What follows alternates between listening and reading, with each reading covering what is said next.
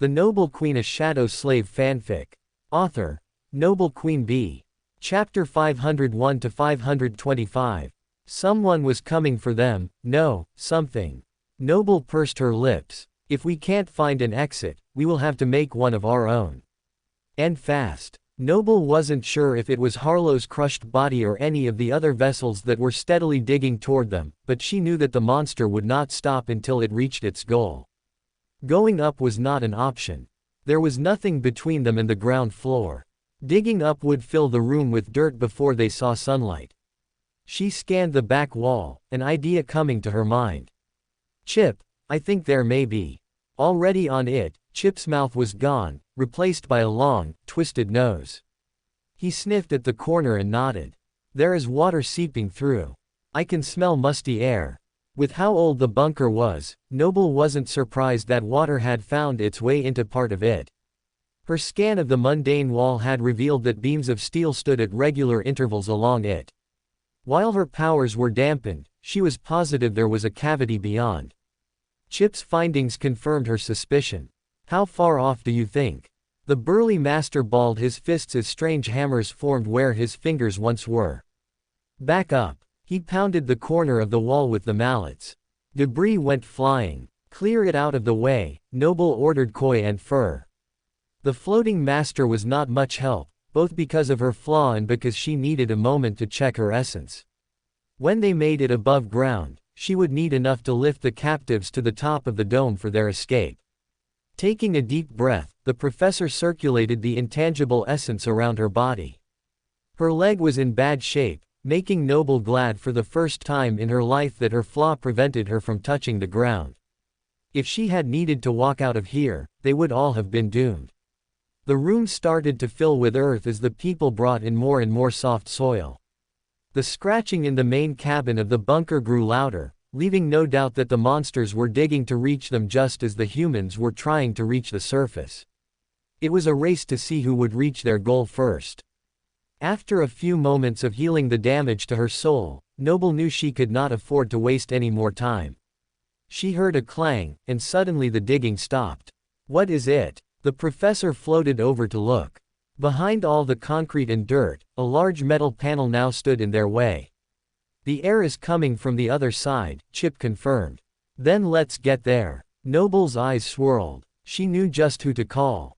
Get in the bathroom. This panel will be out of the way in no time, I just need a little space. Not another explosive memory. Fur paled. We saw what that did the last time. Trust me. Noble tilted her head toward the approaching monsters. Hurry. Terran dragged his father toward the bathroom followed by Fur. The other two masters backed up but were too curious about what Noble would do to fully leave. It was for this reason that Terran could not see what caused the sound of twisted metal or the flying dirt, but the boy took comfort in the fact that neither of the male masters moved to intervene. When the mayhem settled, Chip turned and grinned. One exit, coming right up. The 5 men gathered around the hole, pausing long enough for the floating woman to scout the other side. It's clear, she told Chip through the mind link. We can go, the burly man nodded to Koi. Chip took the back while his companion led the charge. The group tumbled into a dark tunnel with only bits of light filtering in from long, thin exhaust tubes that broke through to the surface. The place was wide and tall even though it was still far below the surface, and 2 parallel tracks ran along the length of the tunnel as far as the eye could see in both directions. The subterranean train. No wonder it was so loud. I had no idea it was so close. Lonzo marveled at the development. The panel was meant to dampen the sound, I think, Noble answered as she came closer from the far side of the tunnel. Fur turned toward her voice. Behind the woman, 2 golden eyes watched him in the darkness. Monster. The scream was stifled as Koi managed to cover his mouth. Don't you watch the Dreamscape? A majestic creature strolled out of the dim shadows. Helios. Terran chirped, recognizing the iconic echo. I've seen his battles. Can I pet him? Noble smiled. You can do better than that. You can ride him. The massive Simcus purred softly to put the child at ease. Noble had called on him to break through the final barrier and to help check the tunnel for problems. He had been too large to use in the battle against Harlow. At best he would have been a shield in the small room, but in the large expanse of the subterranean byway, he had plenty of room to move around. Since the two mundane humans would not be nearly as fast as their awakened and ascended companions, Helios was the perfect transport for efficient travel. The fastest way out would be going directly up. But as Noble realized immediately, the long ducts that led to the surface were not made for people to fit inside. They had probably been designed to prevent people from falling to their deaths down the chute, but that meant that Noble and the others could not make the trip in the opposite direction either. The closest station is back down the street. Hop on and we can make it in a minute or two. On Noble's silent command, the mighty Simcus knelt for Lonzo and his son to climb on. The father hopped on quickly and helped his son get situated. Hold on, we will be out soon. Noble wished she had a saddle for the men to use. While she felt steady on Helios's back, Noble could also float if she got off balance. The professor hoped that Terran's medical equipment wasn't too fragile. She would just have to ensure that the ride was not too bumpy. Keep it smooth, Leo.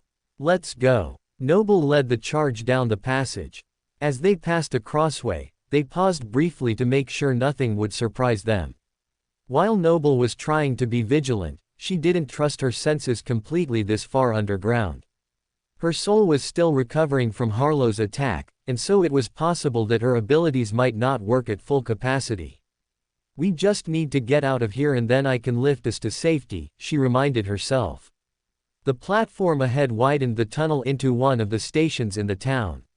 What had once been a proud stop for thousands of people to pass through every day had been abandoned for who knew how many years before. The only thing that mattered was that the stairwell led to the surface and the safety of the sky. Unfortunately, the way was blocked.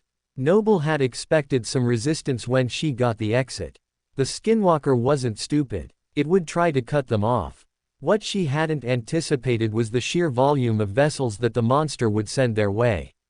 Like a flood, bodies poured into the stairwell from above, tripping and pushing each other down in a mad dash to reach the humans. Retreat. Noble turned and raced back the way they came. Helios bounded beside her and the two other masters managed to keep pace. Only Fur seemed to fall behind, which was frustrating. Having not fought against the vessel of Harlow, he was in the best physical shape. Yet as an awakened, he did not have as much power as the others. Reluctantly, Noble lifted him and placed Fur on Helios as well. Sorry boy, Noble didn't like putting the extra strain on her Echo, even though she was sure he could handle it. There was no choice. They couldn't afford to leave anyone behind and every second counted in their desperate rush. Ahead of them, the opening in the wall that Helios had carved suddenly widened. The skinwalkers had broken through and began spilling into the darkened passageway. A string of curses entered her head through the other's voice. Those things are worse than fleas on a dingo's back. Noble didn't have time to ask what kind of nightmare creature a dingo was. The skinwalker vessels were pouring in from both sides. Bodies climbed over each other, quickly blocking the tall tunnel in a sea of flesh. Arms and legs struggled to free themselves as they pursued the humans. There was no flying over the murderous monsters and going through them was asking to be torn apart instantly. There was only one option. To the left. Noble's command went to both Helios and Chip. The burly master grabbed Koi by the arm and they all turned down the side tunnel away from the encroaching pursuers. The only saving grace was that the monsters were so eager to consume them that they hindered each other's path. The skinwalker didn't have much practice using so many of its vessels in a tight space, and it struggled to coordinate the efforts. Or it simply didn't care. Noble did not think the skinwalker was clumsy, and it was a fast learner. Their minimal respite would not last. Noble summoned her zenith as she sped along the tunnel. This one had less of the vertical shafts and so the light here was even more sparse. Noble felt for any other life ahead of them, but thankfully it was clear for now. We can't get out underground. Lonzo yelled from Helios's back. The barrier is a sphere. Eventually, we will hit a dead end. Well, that's great, Fur mumbled. Noble already knew this from her experience in Crestfall. She briefly considered using the device on her hip to contact Endo. She touched it, making sure it was still intact after her altercation with Harlow. It was still miraculously in one piece. She could ask the tech if the pulse he did to let Jet leave would be long enough for all of them to make it through the barrier underground, but she already knew the answer. Not only would it not be down long enough for them to pass through, it was only meant to blip long enough for Saint or Master to pull on their tether. Noble also doubted the army would risk it when the group was being actively pursued. The only way to escape this waking nightmare was to go out of the top of the dome. They needed to get above ground. Can you find any large outlet? Noble asked Chip. His keen senses had been able to spy the spot in the wall and the secret passage to the bunker. Another miracle would be wonderful. Not yet, ma'am, Chip rubbed his head. Unlike the main tunnel, this passage continually widened and narrowed. The alcoves had once led to other parts of the underground city, but they had long been abandoned and sealed off.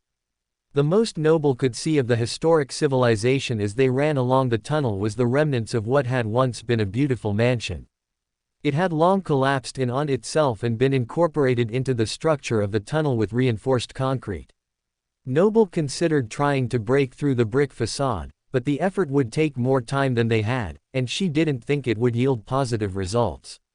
Breaking through the roof of the tunnel would be a better bet. She could gauge by the vents that even with the uptilt of the tunnel, the boundary of the earth was still over a dozen meters above them. It may as well be a million if we can't find an exit. They are getting closer. Fur's scream echoed off the stone walls. Behind them, the wave of former humanity had collided and joined together in earnest pursuit. The longer they chased the ragtag band, the more coordinated the vessels became. One of them pulled in front of the pack, dropping on all fours like a deranged animal. I got it. Seeing the action unfold, Fur called on a bow and arrow, turned around, and prepared to fire at the incoming horde. I hope he is as good as Rain. The black-tipped arrow flew from the bow, growing in size as it sailed through the air. By the time it reached the target, the front skinwalker could do nothing to avoid it. The large bolt crashed into the possessed man's shoulder, obliterating the joint. With the remaining momentum, it pushed into the monster's lungs and flung him backward. The other creatures paid no attention to their fallen comrade. The wounded vessel was trampled underfoot by the horde. If Noble could have looked back to see the mayhem, her stomach might have turned. But she was too focused on what was ahead. The group continued to run at top speed, but the vessels gained ground. How is this blasted tunnel so long without a station? Noble tried to stay calm. Did she really want a station? Most likely it would bring even more skinwalkers into the underground system. What's that? Terran leaned to look ahead, nearly falling off the back of Helios as he strained to see. Only Lonzo's quick reflexes kept his son from sliding. The father looked forward to check out what had excited his son. His eyes widened. Is that sunlight? Noble had seen the small pinprick of light as they rounded the bend. It was a long way off but growing steadily brighter. That's not the sun, it's a headlight. Koi couldn't keep the fear out of his voice. A horn blast warned those that the track was about to be occupied by a much larger object than any of the humans. Noble gritted her teeth. Just great. Like the heroes of old, Noble and her companions were stuck between a rock and a hard place. Two hard places. Noble amended thought. For just as the skinwalker vessels were chasing them down from behind, a subterranean train was coming at them from the front. The two were about to make a human sandwich. The speeding train was running unmanned, going through its daily cycle without regard to the lack of passengers. The explosions set off by Jet had disrupted the flow of the city above, but the subterranean transport continued uninterrupted. The tunnel where they were was especially narrow with no crossing in sight. If only they had gone some other way. But there had been nowhere to go. Nowhere to hide. Hiding. Faster. Get on the tracks. Noble motioned to the center of the passage between the rails. Are you crazy? Fur answered reflexively. Having dismissed and recalled his arrow, the man was picking off another of the creatures that had pulled ahead of the pack. A little, the floating master shrugged. With no better option, the group packed tightly together in the center of the tracks as they tried to separate from the monsters. It was a deadly game of chicken, but Noble saw no other way. Behind them, the monsters squinted against the growing light as the humans faced the engine head-on. Were they choosing a gruesome death by train instead of becoming vessels? It would be quicker. And less painful. Suddenly, the headlight of the train grew 10 times as bright, blazing like the sun and filling the passage with incandescent brightness. The humans and their echo were bathed in the brilliance and then entirely engulfed. The train's horn sounded, an alarm being tripped by the obstruction on the tracks. Perhaps at one time, a mechanism would have triggered the gigantic bullet to come to a halt, but not anymore. Instead, the train barreled forward. The vessels of the skinwalker strained to see their prey as they continued to pursue. But in the pure white, they could see nothing, not each other, not the ground, and not the train. The first few pressed against the walls to escape the engine, but it wasn't enough. They may not have been able to find the engine, but the engine found them. The collision was catastrophic.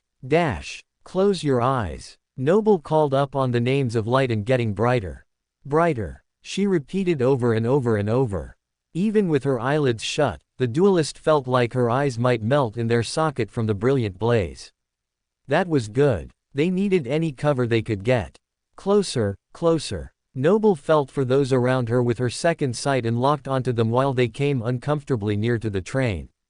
Get ready. Noble tensed. Hold on. I've got you. Lonzo gripped his son tightly. Dismissing his bow, Fur quickly turned in time for his mangled palms to grab handfuls of Helios's fur, much to the Echo's displeasure.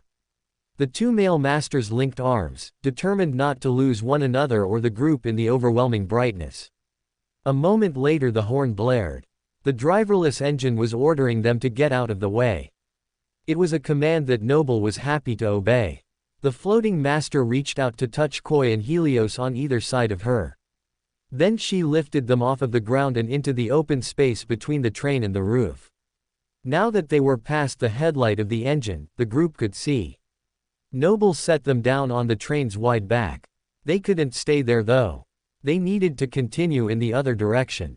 Noble urged them forward. Run. While the width in this part of the corridor was narrow, the ceiling was high. During the dozen or so transformations that these tunnels had undergone, the walls and ceiling had undergone many cosmetic changes. In this section, the natural rock was left exposed after the original facade crumbled years before, leaving about 2.5 meters of clearance. Helios bounded from car to car easily, his cat-like reflexes aiding him in his effortless movement. His body remained in a low crouch as he raced forward so as not to hit his human cargo against the uneven roof. Koi's feet glowed as a memory formed around them. He deftly leapt across each chasm without missing a beat. And Chip. Now this is living. His voice rang in Noble's head as he whooped. They should charge extra for this kind of ride. Noble shook her head. Only you could find a bit of fun in the middle of this chaos. She had no time to spend on the crazy master and his antics. Things were about to get tricky. They were still on the train when the engine dove into the horde of abominations. The locomotive slowed as the hunk of metal collided with the mountain of flesh. One or two monsters in their mundane vessels might have been squashed by the metal behemoth, but hundreds. Not a chance. The tip of the engine slammed into the sea of monsters, pulverizing the first mundane vessel into a mist of crimson. However, that is where the train's victory ended. The chassis off of the tracks, trying to ride over the top of the people and continue on its way. The pursuit was in vain. The top of the metal giant crashed into the roof of the tunnel, sending sparks in every direction. Its headlamp crashed into the roof as well, taking with it the light that Noble had summoned. The second car careened and crashed into the engine, derailing and flipping to the side. Plunged into darkness, the vessels scrambled to avoid the incoming shrapnel. Each car collided with the one before it, bouncing against the walls and people as it was forcibly brought to a halt. Metal twisted and entwined in a horrific sculpture. The walls of the tunnel groaned against the pressure. A few of the beams were ripped from the walls and ceiling to be counted among the casualties. Noble was dealing with a problem of her own, staying ahead of the wreck. As soon as the engine crashed, the rest of the train was affected. It rattled and tested the limit of the tracks, threatening to throw Helios and the masters from its back like a bucking bronco. While that was a problem, Noble could handle it. The bigger issue was avoiding being caught up in the growing catastrophe. Get out, get out, get out. Noble repeated as she guided Helios through the falling debris. What, you aren't having fun? Chip teased, hearing her thoughts as well. I don't want to have fun. I want to get out. The woman couldn't fathom enjoying the perilous dash along the roof of a crashing train, but it sounded like Chip was having the time of his life. At last, Noble could sense the end of the train. Just 2 more cars, she called to the others. Prepare to land. Reaching the final car, the group braced themselves. Having exhausted all of its momentum, the final car turned on its side just as the humans went to board its roof. Instead, they landed on the side. While Helios landed safely on the solid siding, Koi crashed through one of the windows, falling against the seats on the inside. Seeing his friend fall, Chip leapt in after him. Oh no, you don't. The burly man helped his friend up as the weight in the car shifted again. For a moment the 2 men felt like they were in freefall. Grabbing Koi by the arm, Chip pulled his companion toward the back of the car. The caboose continued its gravity-defying flip, turning on its head before joining its brethren in the graveyard of rubble. The back of the train burst open, expelling the 2 masters before they could become part of the macabre display. Chip helped Koi to his feet. I thought I lost you for a second back there. The burly man furrowed his brow, concern filling his countenance. I can always count on you to get me out of tough scrapes, Koi wheezed, feeling like the wind had been knocked out of him. Are you all right? Noble, Helios, and the others waited 100 meters ahead for their companions. Yes, Koi answered with a cough. Unfortunately, so are they. Noble had hoped that the rubble of the trainwreck would be enough to stall the skinwalkers in their pursuit. In some respects, it had. The flow of monsters was blocked from rushing toward them like an endless tide. Yet the twisted metal was already creaking and moving under the pressure of the skinwalkers' vessels. Come on, Noble called to the other masters. The men rose to their feet and raced forward. Will nothing stop them? Lonzo looked ready to give up. Noble could not allow that to happen. She snapped her fingers. They may be determined, but we are even more so. Still, it would have been better if the tunnel collapsed behind us. Recalling his bow, Fur rested his thumb against his cheek before one of his arrows whizzed away and lodged in the first vessel to break through the chaos. The group resumed their mad dash down the damaged corridor. You want it to collapse. A small memory that looked like a sponge formed in Koi's hand. He squeezed it and it began to glow. I do love a good explosion, and this has 1 charge left. The curly-headed master tossed it behind them, ready to complete the destruction that the train began. They needed to get far enough away that they weren't caught up in the avalanche. Every meter mattered. Noble felt something fly towards her head and she ducked. Sailing past her and landing on the tracks before them was Koi's memory. But how? Those corpses threw it back. Chip growled. Having suffered the effects of the devastating detonator once before, the skinwalker was aware of the memory's capabilities. Rather than crush it and risk setting it off early, one of the awakened vessels had used his strength to hurl the weapon back at its wielder. The tracks began to glow as the memory heated to a fiery red. Noble used her ability to throw it back, but it was already melding to the tracks. She couldn't lift the whole railway. Dismiss it. Noble screamed. Nodding, Koi pulled the item slowly back into his soul sea. Koi. The floating duelist tried not to panic. It takes a second. The master responded. They didn't have a second. With a large leap, Helios nearly landed on the bomb to block it as it was about to blow. Instead, the memory dissolved into a rain of sparks. Noble released the breath she had been holding. Her noble echo would have placed his body on the line to save them, but his precious cargo would have suffered as well. That was too close. We should have stuffed that bomb down one of those creatures' throats. Chip's enraged thought crept into Noble's mind. Fur continued to let his arrows fly, but they would not hold back the enemy for long. More vessels were making it through the contorted wreckage. Noble scanned the walls, looking for any weakness. There seemed to be cavities at intervals beyond the concrete wall to her left, but Noble had no idea if any of them led to the surface or if they were strange dead spaces leading to the forgotten underground city. How are there no exits in this entire corridor? Isn't that a safety hazard? While she was still trying to search for the best escape route, the burly man beside her nodded. That's exactly what I'm going to do. What is? Noble stopped scanning the world around her to look at the strange master. The wave of nausea made her immediately regret her choice. Chip's guttural growl grew. Give it here, Koi. What? Koi frowned. Did the man want his daggers? Your sponge bomb. Pass it here. Chip's eyes glowed with anger. A rain of sparks preceded Koi passing his cohort member the object in question. What are you going to do? Chip turned on his heels and began sprinting in the opposite direction. I'm finishing what that cursed train started and getting all of you out of here in one piece, that's what. Noble's eyes opened wide. You can't. She started to grab onto the man and pull him back with her ability, but he had anticipated that move enough to counter it. Using some enchantment on his armor, he slipped through Noble's invisible grasp. Let me float it in. Noble urged him. If I hold it near the ceiling then, those critters would still get a hold of it and toss it back. We only have one shot and you need to save your essence for your trip up. Chip rolled his eyes. The woman would completely drain herself if she wasn't careful. At least call Endo so he can let you out before the blast. Noble sent the message to the rogue master. Of course. I'm crazy but not that crazy. Chip shook his head as he laughed. If Chip planned to wait until the last possible moment as Noble guessed, there would be no way for the master to make it away from the explosion and stay in the waking world. While it might not kill him, the collapsing tunnel and remaining skinwalkers would be more than able to finish the job.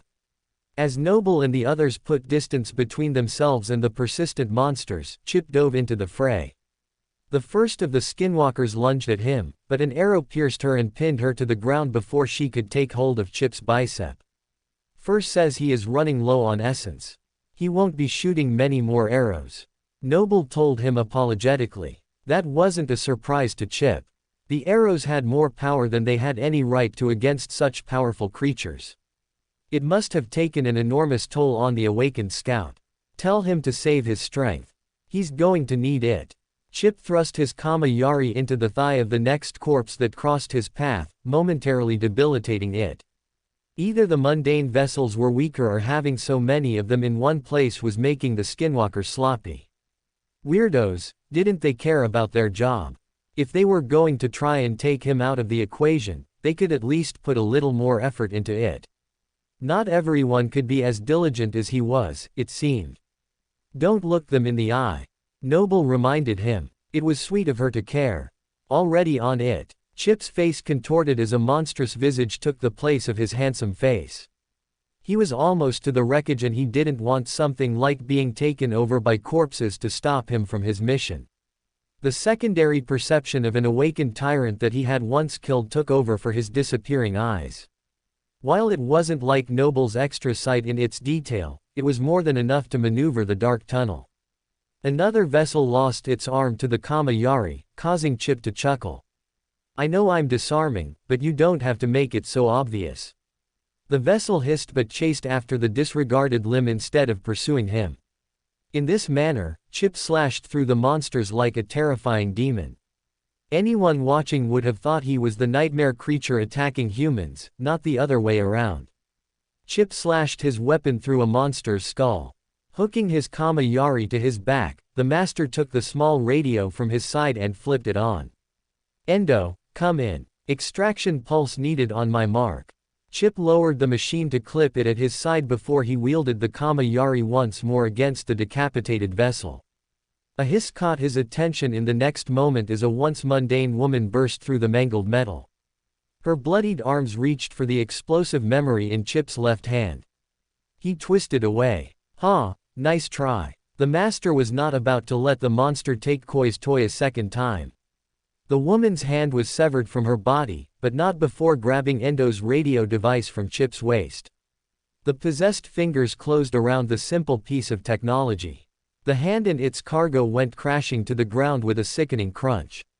Chip didn't have to check to know that his radio was in hundreds of little pieces. He sighed. Noble, we have a problem. What is it? Noble responded immediately. My radio faced off against a skinwalker and lost. Chip ducked under an incoming attack and pushed back the puny vessel hard enough to impale it on a shard of metal. The master was glad for once that he couldn't see, for the small body likely once belonged to a child. Even Chip had a limit for what he could stand. The silence dragged out for an eternity, but it was likely only a few seconds. I can't reach Endo. We must be too far underground. Noble's words were rushed. Come back, and we will figure something else out. Chip felt the memory in his hand, his mind torn. Getting out was a priority, but getting Koi out safely was a higher one. His senses told him that dozens of vessels surrounded him. If they didn't come after him, then they would go after his friends. That wouldn't do at all. Chip squeezed the explosive memory. It began to glow softly in his hand. A crazed smile came to Chip's face. I can't come back, he explained calmly through the other's voice. And before you tell Koi to dismiss the memory, I'm staying and fighting these critters either way. Chip. Noble's voice was frantic. Don't do this. Remember what I said the first time we met. It's still true. Anyway, Joe needs some company. I've left her alone too long. Tell Koi he's one of the good ones.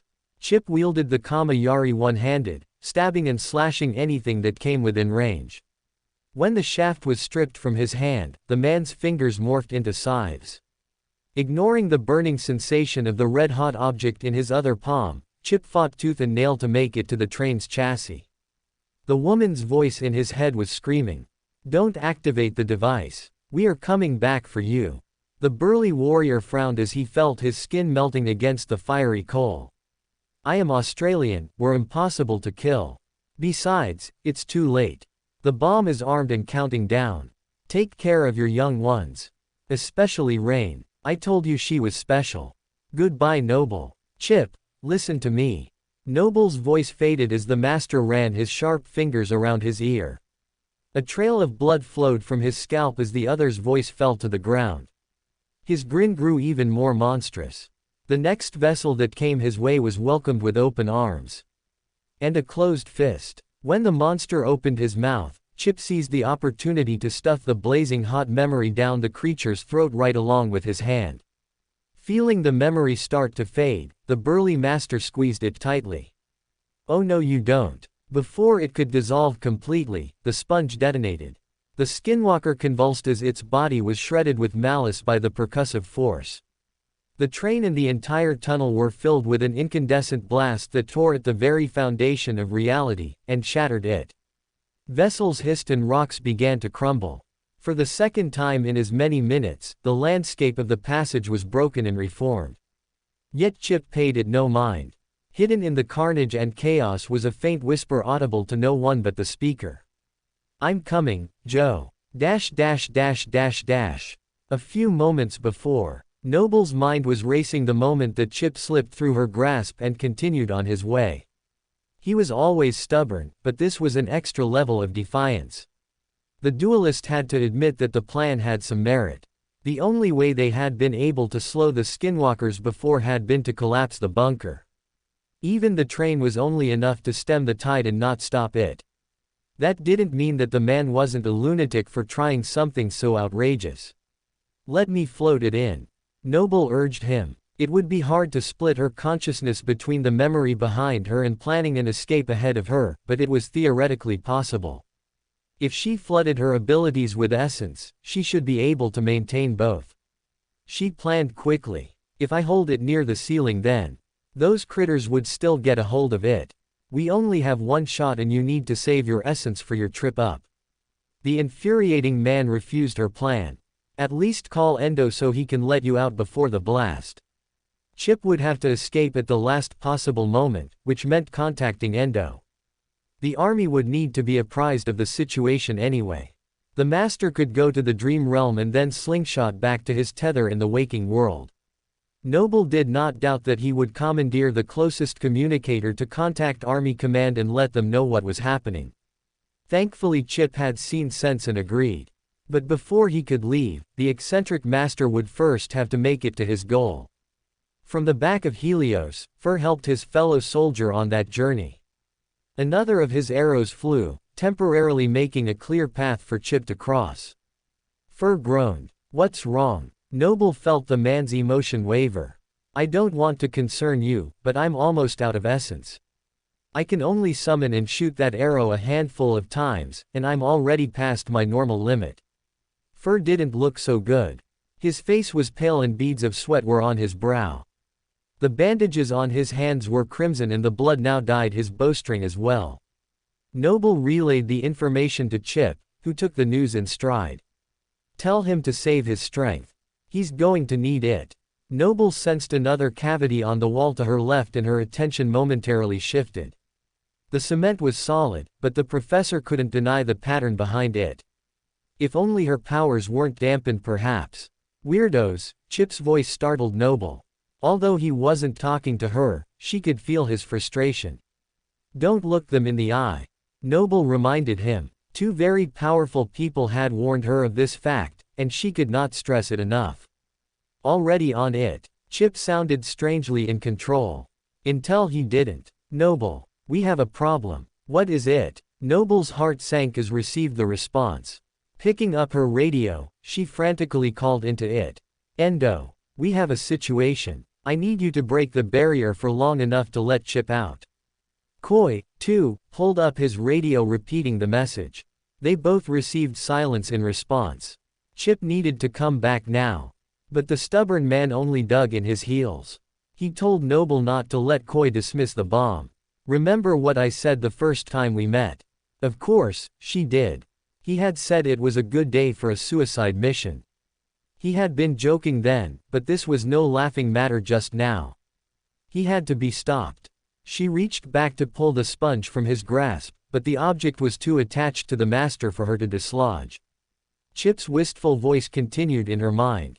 Tell Koi he's one of the good ones.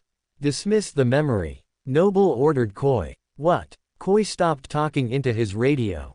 Now. The duelist had seen how long it took for the thing to dissolve before. It would be a few seconds even after Koi gave the mental command for the object to comply. Don't activate the device. We are coming back for you. Noble and Helios turned in unison with Koi following a half step behind. It's too late. Take care of your young ones. Especially Rain. I told you she was special. Goodbye Noble. Chip's sentimental tone broke something inside Noble. She quickened her pace. Chip, listen to me. Don't do anything rash. We will figure this out. Give us a second and... The world shattered before her eyes. The percussive wave through her back, breaking a large segment of the cement walls into a fine powder. Coughing, the humans covered their mouths to keep from breathing in the dust. Their eyes stung. Tears running down her face, Noble screamed into the memory behind her ear. Chip, come in, Chip. Simultaneously, Koi was yelling into his radio at Endo, but to no avail. There were no answers. Opening her eyes, Noble looked around, searching desperately for Chip's emotional signature as well as his unfortunate face. Behind them, another sound filled the tunnel. No, no, no, no, no. The skinwalker had reached the next entry point and was heading their way. Hundreds of footsteps filled the corridor. The monster had them pinned from both sides. We're trapped. Lonzo screamed, letting his fear get the better of him. Noble ignored him as something caught her eye. She furrowed her brow. What was she seeing? She opened her mouth to comment on the anomaly when a voice entered her consciousness. Who ISSSS this SSSS? Welcome to Fanfic Audiobook, your go-to place for immersive audiobooks. If you enjoy the content, don't forget to like the video and subscribe to our channel for more amazing stories. And please support the author by link in description. Noble's blood ran cold as the voice of the skinwalker leaked into her head. Her consciousness felt like it was on the verge of being invaded, and she barely dismissed the memory in time to stop the intruder from breaching her soul. Pushing aside the loss of her comrade, Noble tried desperately to honor his dying wish. She focused back on the point that had caught her attention a moment before. The part of the tunnel where the humans were had not collapsed, but it had sustained considerable damage. Noble now realized how much Koi had shielded them the first time it blew. The professional side of her had already made a note to examine the memory when they got out of here. Right now her attention was fully focused on a break in the cement. Behind it, barely visible in the almost absent light of the tunnel were 2 letters. The red formation of them was to something she had seen before, and the image of the full word entered her mind a millisecond later. Exit. Her intuition had been right. The shaft should have had exits at regular intervals in case of things like train wrecks, breakdowns, or cave-ins. But during one of the many renovations over the ages, the safety measures had been deemed no longer necessary and covered over. While it wasn't the best option, it was their only one. Helios. Noble's words and thoughts were communicated to the beautiful Simkus. Like a dog searching for a bone, the golden echo dug through the stone and revealed the rest of the dilapidated doorway. The air smelled dank and musty. Not a good sign. But with the current situation, Noble didn't have time to judge the space for cleanliness. She only hoped the small current that she was feeling wasn't her imagination. Go. Noble held up the zenith as she guarded the backs of the others. While they filed into the breach, Noble watched creatures from both ends of the train tunnel close in at frightening speed. Was there anyone left on the surface? I hope not. That would be nice. Noble, Koi called after the woman as soon as he ducked inside. She followed suit, temporarily losing sight of the creatures as she came into the ancient stairwell. Noble understood why it had been sealed. The stairs were old enough to have been made of real wood, and more than a few of them were rotted through. Only the landings showed any sign of being stable. Helios bounded to the next story. Those on his back barely held on as he flew through the air like a jungle cat. Koi picked his way up the broken steps while Noble floated behind them. As soon as Koi was safely past the first set of stairs, Noble swung her zenith at the railing as she passed. Her blade continued its destructive path along the metal framework, severing it from the floor above. From there, rust and decay allowed gravity to finish the work it had started years before. The bottom of the staircase collapsed, stirring up the ancient dust that caked the floor. And not a moment too soon. The first vessels crashed through the concrete and into the abandoned corridor. They saw the fleeing humans turn the corner and hissed at the gap forming between them. The sound of cracking bones filled the air as the vessels fell on their hands and knees. Then, with an inhuman leap, they bounded from wall to wall, gaining height with each monumental push. They rested on the landing with a sickening thud. Keep going and don't look back. Noble urged the others. She had been watching with her second sight and knew better than to let the other view the terrifying occurrence. Were the vessels becoming more like animals as time passed just to scare her? If so, it was working.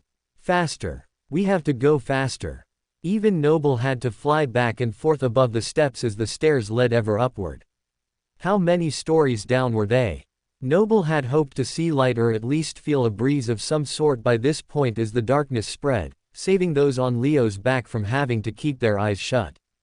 Koi screamed. Noble turned in horror to find one of the vessels had caught the master by the arm and was biting down on the man's armored bicep.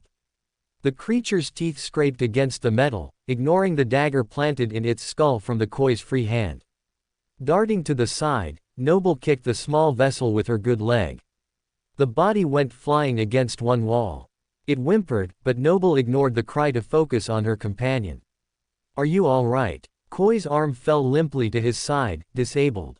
The curly-headed master gripped his bloody dagger with his functional hand, his face darkening. Don't worry about me. It's them we should be worried about. Noble felt the presence above them as well. Just when they reached the final landing, the metal escape hatch ripped open.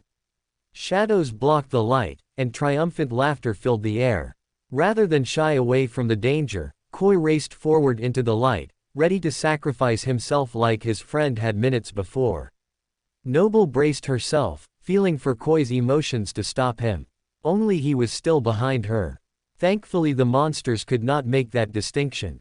As the decoy landed in their midst, the skinwalkers ripped and tore at the master's image, doing damage to one another as the ghostly copy passed right through them. Their eyes tracked the fake master just long enough for Leo's head to crash into the wall of them and create an opening. We have to get outside. Noble swung her zenith, imbuing it with the power to poison her enemies. Breaching the surface, they entered a small maintenance building, with a junction box taking one of the 4 utilitarian walls. Noble pushed a female vessel into the box with the hilt of her sword. Pulling the cracking wires from the wall, Noble shoved the electrified cords into the woman's chest. The lights of the room flickered. The skinwalker smiled viciously, her mouth turning red with blood. Oh, Noble felt another vessel swing a pole at her from behind. She ducked just in time for the metal to smash into the vessel's teeth and not land on Noble's skull. That was too close. Desperately she and the others fought their way to the door. And not without a price. Fur was on his second set of armor, his first one being destroyed by a vessel trying to rip him from Helios's back. Koi was missing his helmet, fresh gashes marring his handsome face. Only the subtle workings of her Kingdom Keeper attribute had prevented both attacks from being fatal. Enough. Noble's sword glowed darkly as her eyes swirled. Using her aspect, she threw back the two vessels blocking the door to outside. With her remaining anger, she held the vessels, feet to the ground. The creatures would be able to break the spell Noble cast on them almost instantly. But the split second was all that was needed. With a final push, Helios, Terran, Lonzo, Fur, Koi, and Noble burst into the blessed light of day. They were home free. Or so they thought. The fresh air was glorious. Noble had never been so happy to see the sky, well, the clouds. Hold on. Lifting Helios and his passengers into the air, Noble also grabbed onto Koi for them to make the flight together.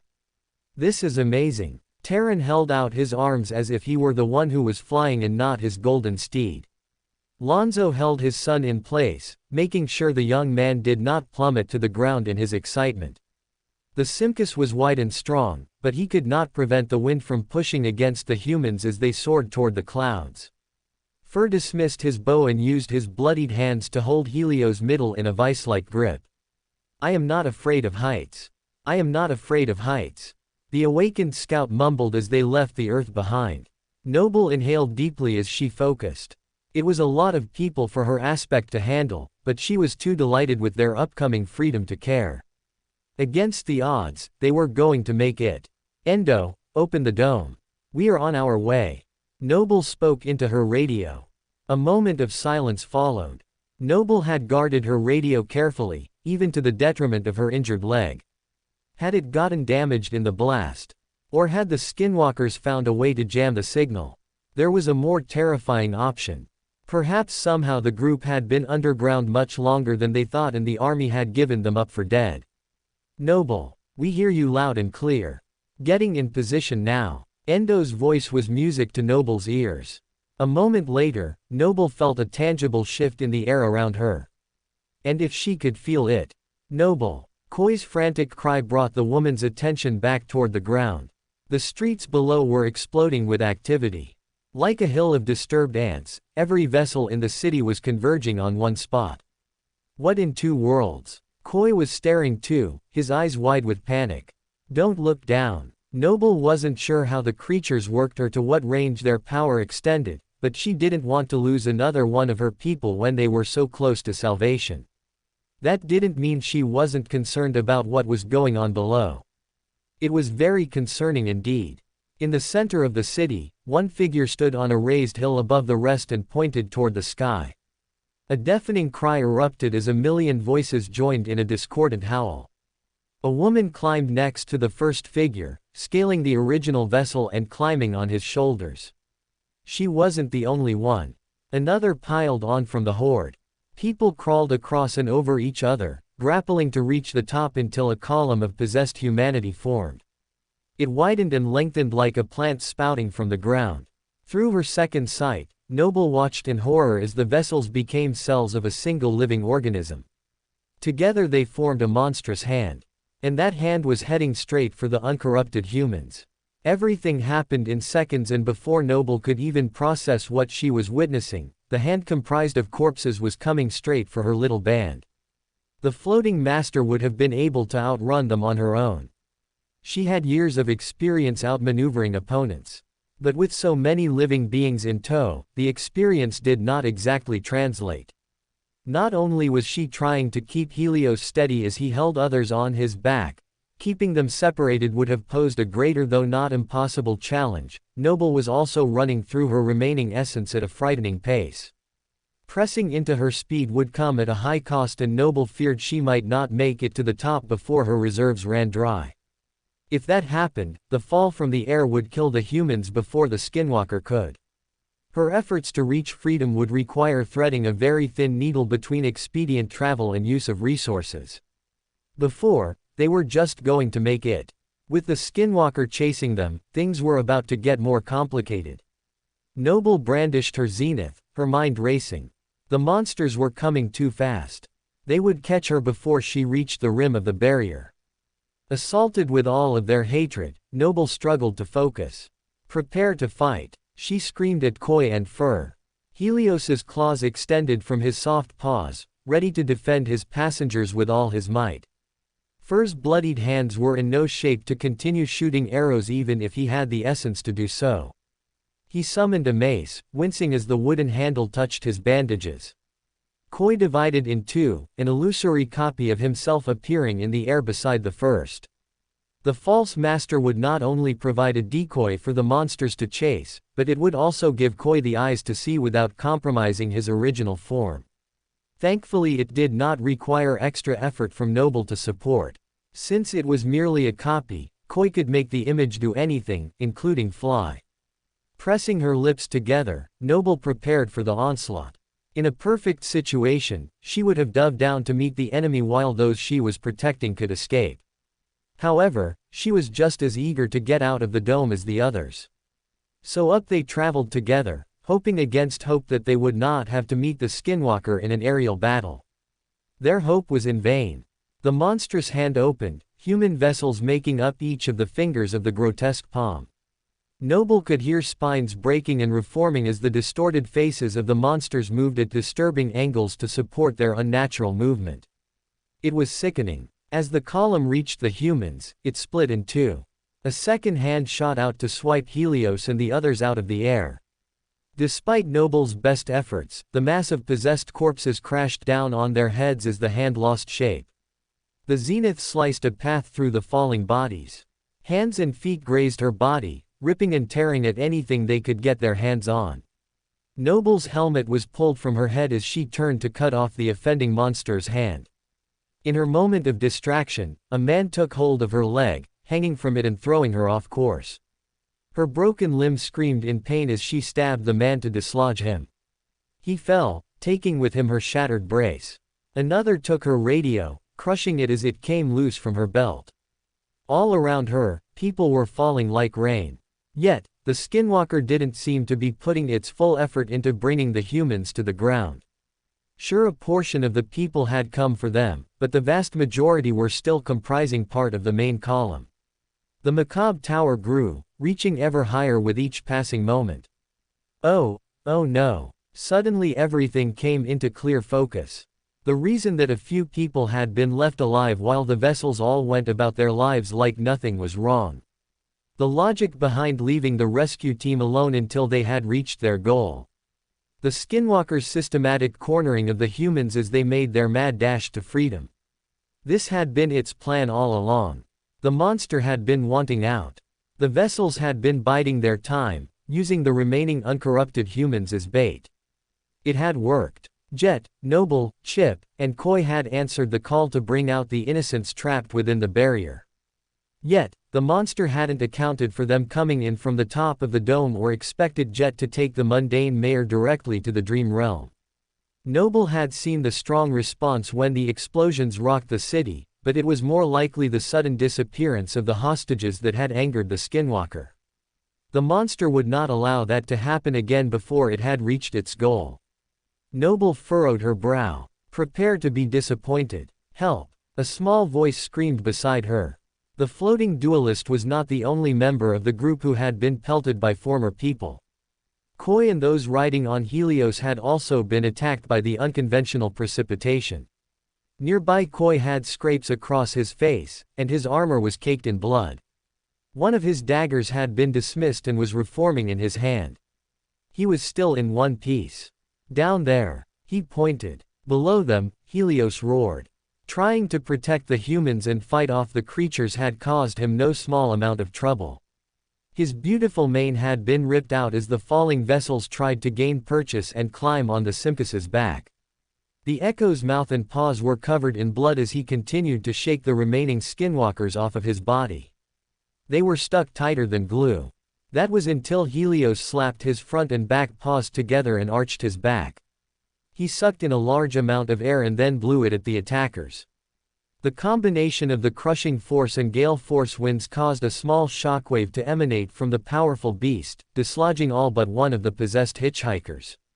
As well as the boy Leo was trying to protect. Terran. Lonzo reached for his son, ready to plunge after him if needed. But Fur caught him before he could make the suicidal jump, and so the child fell all alone. Noble locked onto the boy before he could go too far. She dove after him, scooping him up with one arm as she cut apart the skinwalker trying to sink her teeth into him. They flew through the departing monster upward toward the rest of the group. The human storm had not been meant to kill them, merely to slow them down. If the noble and the others were dead, then there would be no reason for the army to keep the portal open. Whether the skinwalker knew this or just didn't want to bother finishing off the humans, Noble wasn't sure. All she knew was that she couldn't let the monster reach its goal. While Noble struggled to catch up to the others, she looked up to see Fur in hand-to-hand combat on the Simpus's back. The man was keeping his head down to avoid eye contact, and the position was about to get him killed. Leo, fetch. Noble sent the silent command. Helios' long tail snaked around the vessel's waist, lifting the creature from his back. With extreme prejudice, the golden echo threw the corpse back where it came from, at the column that formed the massive hand. The tower of broken humans was tall but not infinitely wide. The collision knocked 4 of the human building blocks out of line, causing the whole structure to sway. That's it. Noble's eyes went wide. What is? Terran tried to keep his eyes shut despite the exclamation. It's like a house of cards. If I remove the ace. Noble's voice trailed off. Go be with your dad. I will continue to send you all up, but I need Leo. The master released Terran from her grip and sent him toward Lonzo. The father and son drifted into the air away from their ride. I've got you, Noble assured Fur as he tried to hang on to the floating Simpus. Reluctantly, the scout sailed away from the furry steed, keeping his eyes shut both because of the danger and the elevation. What can I do? Koi drew near to the others. Noble frowned, looking at the man's waist. You have your radio. Koi touched his side as his face paled. The monsters must have taken it. That was unfortunate. Now there was no way to warn those above that the monsters were coming. The skinwalkers would be obscured by the clouds until the last second. Pursing her lips, Noble nodded. Then there is no time to lose. I need you to leave. What? Koi looked confused. Isn't that what they were trying to do? Go to the dream realm. Now. Despite Noble's assertion to Fur, the duelist did not have everything under control. Fighting off the skinwalkers mid-air had cost her essence, and then diving to save Terran had blown through even more. If before she barely had enough to get them through, now she was severely lacking. Add to that the need to stop the skinwalkers from escaping, and the improbable task became impossible. The only way for Noble to gain back a little bit of her essence expenditure would be to carry fewer people through the sky. But unless she wanted to drop someone back to the earth, Master Koi would have to go. Now that the dome was open, he could pull on his tether freely. The curly-headed man seemed to understand. That didn't mean his heart wasn't breaking by leaving. He had already lost Chip in the course of this mission. Leaving before it was through felt like he was abandoning the others to their fate. But if he stayed, that would all but guarantee the mission's failure. I would give you my explosive memory, but it won't be ready to go for some time. He explained quickly. Noble had seen how catastrophic the bomb had been in the tunnel.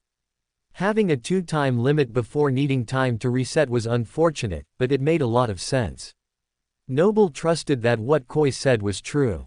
With a salute, the curly-headed man dissolved into nothing. Noble immediately felt her connection to the man sever. Her reservoir of essence slowed its rapid depletion. Her reserves were still draining at a frightening pace, but the other 4 beings under her care did not drain her nearly as much as the master, who was now safe from harm. Being part of her soul and free from the riders on his back, Helios required almost no essence to float through the air. That was good. The Simcus was the only other being that could leave them, but he was also the best ally that Noble had left. Fur was merely an awakened and a wounded one at that. But he was better than nothing.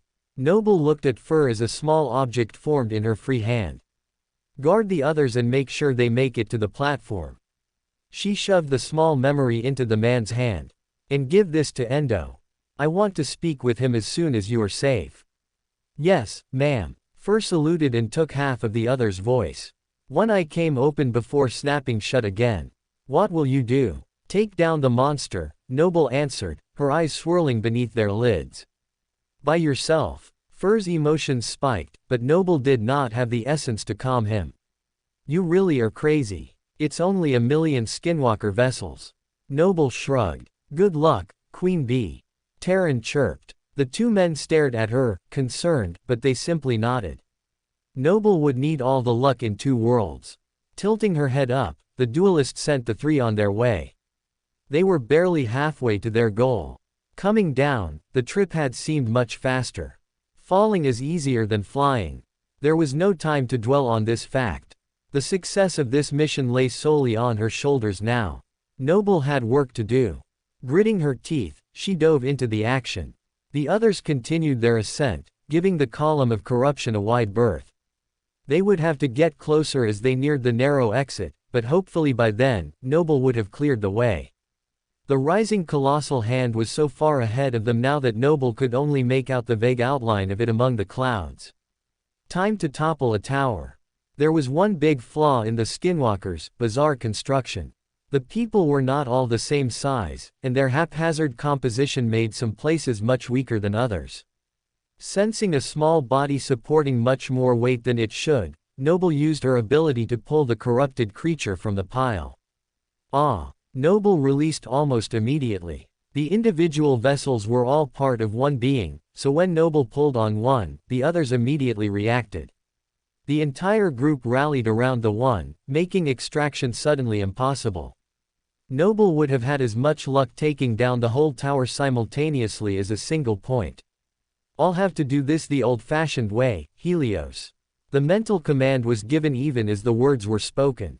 While still keeping an eye on the humans traveling upward, Noble raced directly at the column with her trusted echo. If she couldn't use her ability to dislodge them, she would use her strength and the might of her golden demon. Helios flew low and left while Noble aimed higher and to the right. The zenith looked sharp enough to cut through the very fabric of reality as it shot forward ahead of its master. Noble braced herself as she aimed carefully. Bodies were still climbing like spiders on the human tree. Hitting one of the ascending vessels would not do much good, so Noble aimed between the inhuman mountain climbers. Summoning her hummingbird's wings, Noble used a short burst of speed at the last moment. She collided with the weak point with devastating speed, knocking 3 vessels into the clouds and cutting 2 others in half as she passed the edge. As she suspected, the column wasn't hollow. Corpses filled every available space. So hitting it was a bit like running into a wall. Thankfully, Noble had experience with the use of force in her years in the Dreamscape. The awkward conglomeration of monsters gave way under her intense pressure. Below, Helios ripped a wide hole with his massive body, slicing and dicing the mundane vessels and then flitting away before they could retaliate. Even if the severed corpses could heal, it would take a moment to do so, throwing off the entire balance of the tower. The column holding up the massive hand swayed, stopping its upward climb. Knocking one side off balance would have been problematic for the precarious mass of bodies, but Noble and Helios had not stopped there. They had taken swaths out of different places at different heights. Whoa! Noble moved away as the rocking intensified. The whole thing was going to collapse. Only, it didn't. Just as the tower looked like it would topple, a strange shift occurred. The people sifted down like sand into the holes, shoring up the foundation of the structure. Simultaneously, the climbing vessels filled the new holes made by the adjusting corpses. The organism had self-healed. I knew it was too easy. Nearby Helios snorted. He was displeased as well. "We can't rest," Noble said as much to herself as the echo. The duelist's consciousness was split between her physical location and where Lonzo, Terran, and Fur rose through the air. She could not let her mind drift from the other humans. They were the priority. Keeping them safe also meant keeping the Skinwalker from escaping. So Noble focused on both lifting the refugees and fighting the enemy with equal fervor. Her mind was being pushed to its limit even as her soul was being emptied of essence. Noble had never lifted anything so far away from her. This wasn't the way she wanted to test her range. "We will have to move up too." While attacking at the base of the tower was more likely to throw the entire thing off balance, Noble didn't want to reach the end of her range before the three men had made it to safety. She would have to find a new spot to attack. Or many spots. Like two whirlwinds, Noble and Helios spun around the wide column, cutting down vessels as they went. Noble tried not to think of the horror of what she was doing. Thankfully her second sight did not provide the same level of detail as her true vision. So she hacked and slashed at the human visages, constantly reminding herself of the monster hiding below the surface. The hatred aimed at her was extreme and suffocating, but it helped her not get lost in her own emotions. Her efforts stalled the column's ascent, infuriating the Skinwalker. All at once, every head turned in her direction, as millions of eyes trained solely on her. Suddenly, the monstrous arm split. Half of it turned at an unnatural angle, ready to swat her out of the sky like a gnat. Unlike the first time it had tried this maneuver, the second hand managed to stay intact.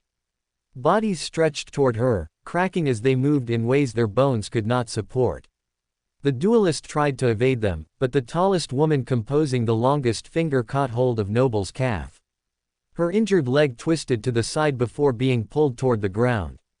But before the vessel could bring Noble down with her, a golden streak landed squarely against the vessel's back. The monster's face contorted as her spine was severed. Noble pried herself free of the corpse's hands and flung the vessel aside. The duelist nodded at her Simkus. Good boy. The use of resources had slowed the Skinwalker once again. Noble could feel that her floating passengers were close to passing the monster and making it to safety. There was no time to dwell on her small victory. She needed a decisive one before the Skinwalker did something desperate. And she found just the spot. The gigantic second hand was continuing its downward progress. It would eventually turn and rejoin the main body, but for now, the strange structure was having to support two different and unbalanced masses. There's the ace. Ignoring the pain in her leg, she flew directly for the spot without hesitation. Beside her, Helios roared as his claws reached out before him. They were not going to stay on the periphery this time. They were diving into the belly of the beast. The Ascended Master and her echo plunged into the sea of vessels without regard for their own safety. Noble was on the brink of exhaustion, but she pushed through the feeling as she fought for her life. Her sword was not the only thing dealing devastating blows. Her fists and good leg were punching and kicking with everything she had. Unable to support the structure and fight at the same time, vessels were being thrown from their perch with terrifying speed. Like termites eating the inside of a tree, Noble and Helios hollowed out the monstrous arm. The middle of the column began to lose its shape. That was not to say the pair were not suffering severely. Noble's armor was on the point of breaking from the barrage of powerful punches pelting her body. Helios did his best to shield her from the worst of the blows, but even he was bruised and bloodied from the constant barrage. More than a few of his beautiful teeth were broken by the corrupted humans and their violence. If this kept up, the echo would be destroyed. Just a little more. Noble felt something bite her bad leg and take a chunk of her flesh. Gross. There was nothing she could do about it. The pressure from all directions was becoming too much. Steady, steady. The hand that had tried to take Noble from the air rejoined the main body. It would be able to reinforce the column as soon as it was fully incorporated into the host. But before that could happen. Now. Noble dashed forward through the incoming flood to destabilize while Helios simply disappeared. The pressure that the vessels had been placing on their enemy no longer had any force pushing against them. So instead of merging, the two parts of the massive arm collided. The hollowed-out center had no way to resist, collapsing in on itself. The air seemed to shake as the shockwave moved upward. A second rain of vessels came, but Noble was happy this time to watch it fall. They tried to reach her, but the quick dashes by the hummingbird's wings left her always out of their grasp. Furrowing her brow, Noble tried to hold on to her last bit of essence as she felt the last of her reserves running dry.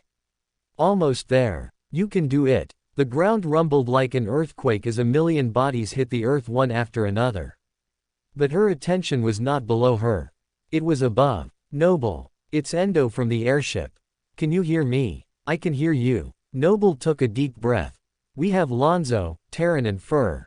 They are safe. Should we wait for you or? What the spell? Noble looked up. Her job wasn't over. Noble had been ecstatic to hear Endo's voice and the news that the 3 males were safe. She was exhausted beyond measure. But her plan to pull on her tether and head home was cut short by the technician's frantic cry. Scanning above her, Noble realized why. She had managed to collapse the column of skinwalkers, but one had somehow made the impossible leap to catch the metal ring attached to the airship. Now the vessel was on the chains and climbing toward the ship's deck. Noble thought quickly. Was there anyone up there who could stop the creature? No. The soldiers were not strong enough to enter the dome, and Noble was pretty sure the skinwalker would have no qualms with downing the airship and killing everyone on board.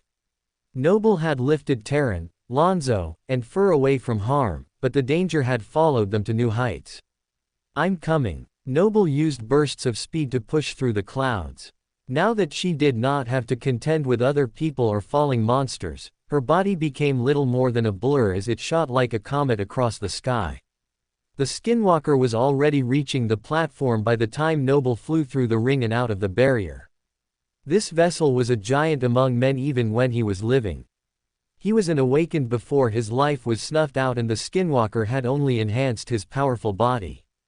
Seeing Noble coming, he dodged the zenith. So Noble used her body as a weapon instead.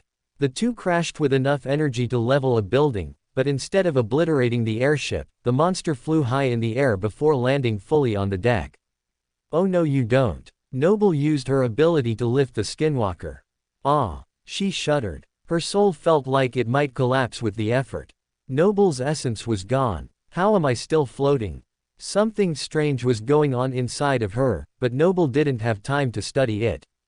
The 24 people on the airship couldn't wait for her to puzzle out the mystery. In a flash, the skinwalker was heading for the controls in the center of the platform. It would destroy the base and the people imprisoning it. Noble considered dismissing her zenith and using the bitter gained essence to eject the skinwalker. But with her luck it still wouldn't be enough and then she wouldn't have a weapon. So she surged forward, allowing her feet to press against the metal floor to give her more purchase. The vessel hissed. I'm very tired of that sound. Did the monster know that? Was it messing with her head? Noble dug her zenith deep into the monster. The blade pushed the man backward, then sliced upward before coming out of the man's shoulder. The two sides split momentarily, the weaker side wilting like a flower, making the deck slick with blood. Noble pushed the giant away from the controls, careful to avoid the scrambling people. The mundane soldiers pelted the corpse with bullets. But it was no use. Before Noble could finish the job, the giant brought his body back together like a grotesque zipper. That's messed up. Endo's voice entered Noble's head. The skinwalker smiled, his teeth glistening in the summer sun like pearls on a beach. It was beyond unnerving. Noble suppressed a shiver. Seriously, what is wrong with you? The giant tilted his head at an unnatural angle, his smile widening. Everything, and nothing. The words chilled Noble to the bone. However, she wasn't engaging the skinwalker simply to have a nice chat. The momentary diversion was exactly what she needed. A drop of essence filtered into her body. It wasn't much, but it would have to be enough. This time when Noble charged, the skinwalker was ready. The giant ran straight at her, ready to rip her body apart. Dodging her initial attack, the vessel tried to grab her injured leg. The skinwalker had gone for the same spot twice before. Noble had noticed it preyed on weakness. Lindy had been very young and both Harlow and Ginner were older than average. Yosh, while a master, had not been a very notable one. In the desert where only saints and masters had fled, he would have been the weakest link. So when the vessel went for her leg, she let him, invited him in.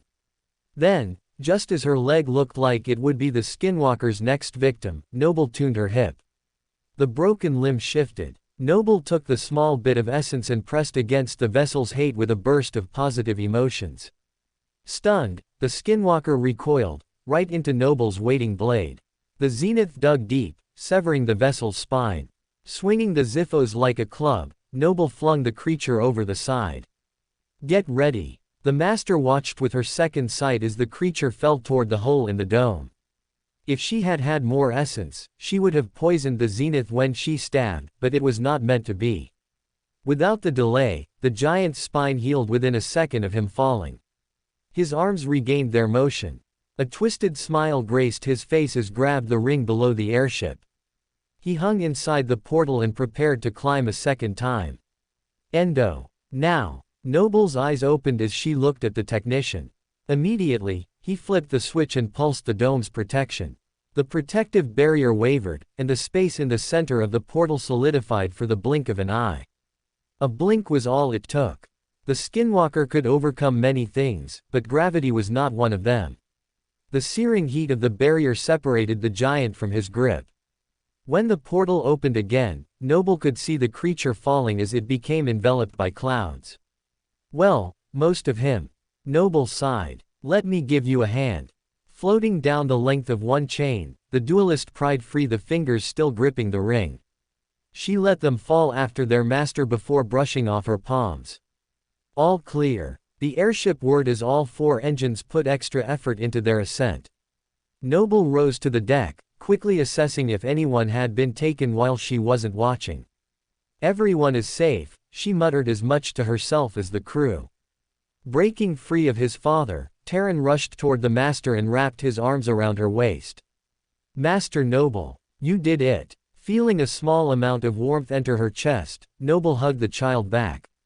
Now she knew where her extra strength had come from when her essence had gone dry.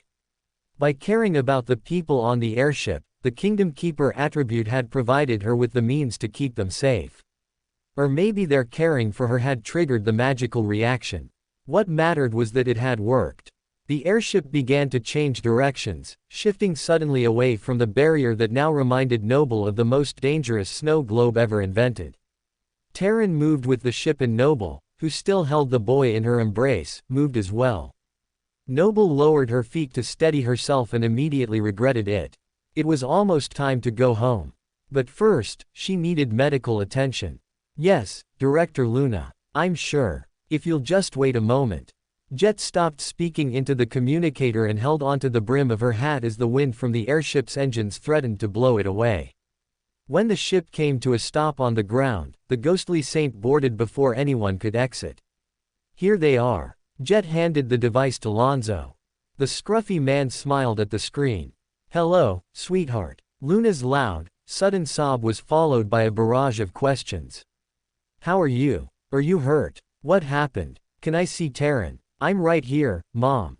I'm fine. You'll never guess what happened.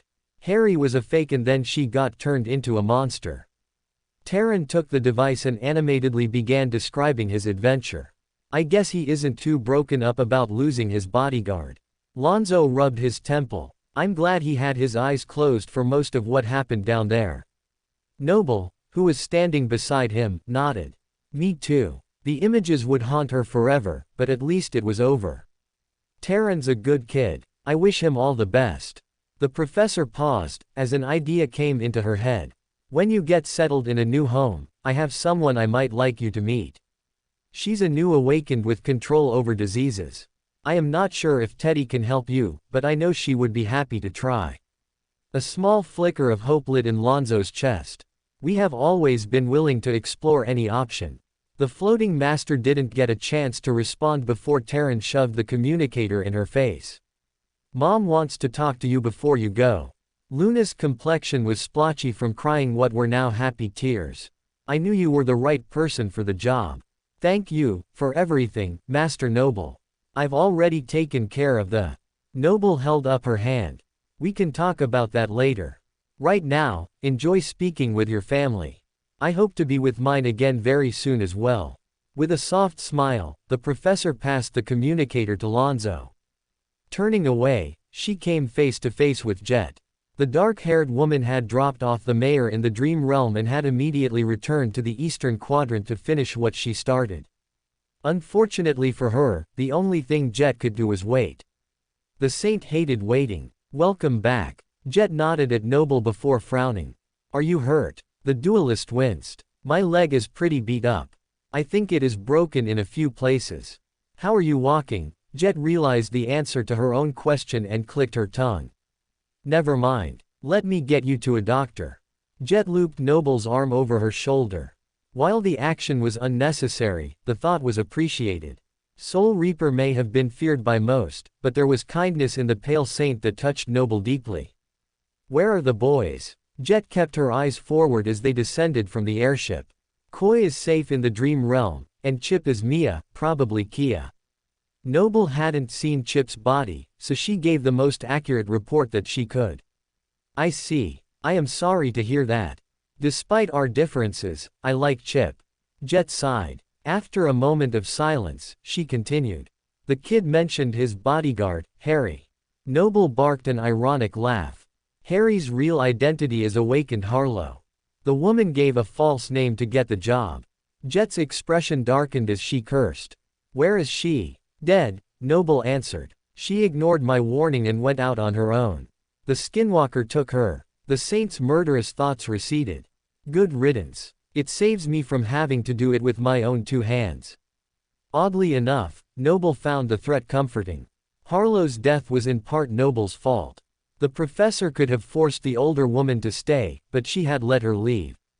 More than that, she had wished harm to come to Harlow, even contemplating exacting justice herself. Did Noble's attribute have a sinister side that attracted harm to people whom she hated? I doubt it. Still, her removal of physical and magical protection had made Harlow a prime target for the greedy monster. It had felt like a catastrophic error when Harlow returned as a skinwalker. Noble had allowed the enemy to infiltrate their group and cut off their exit.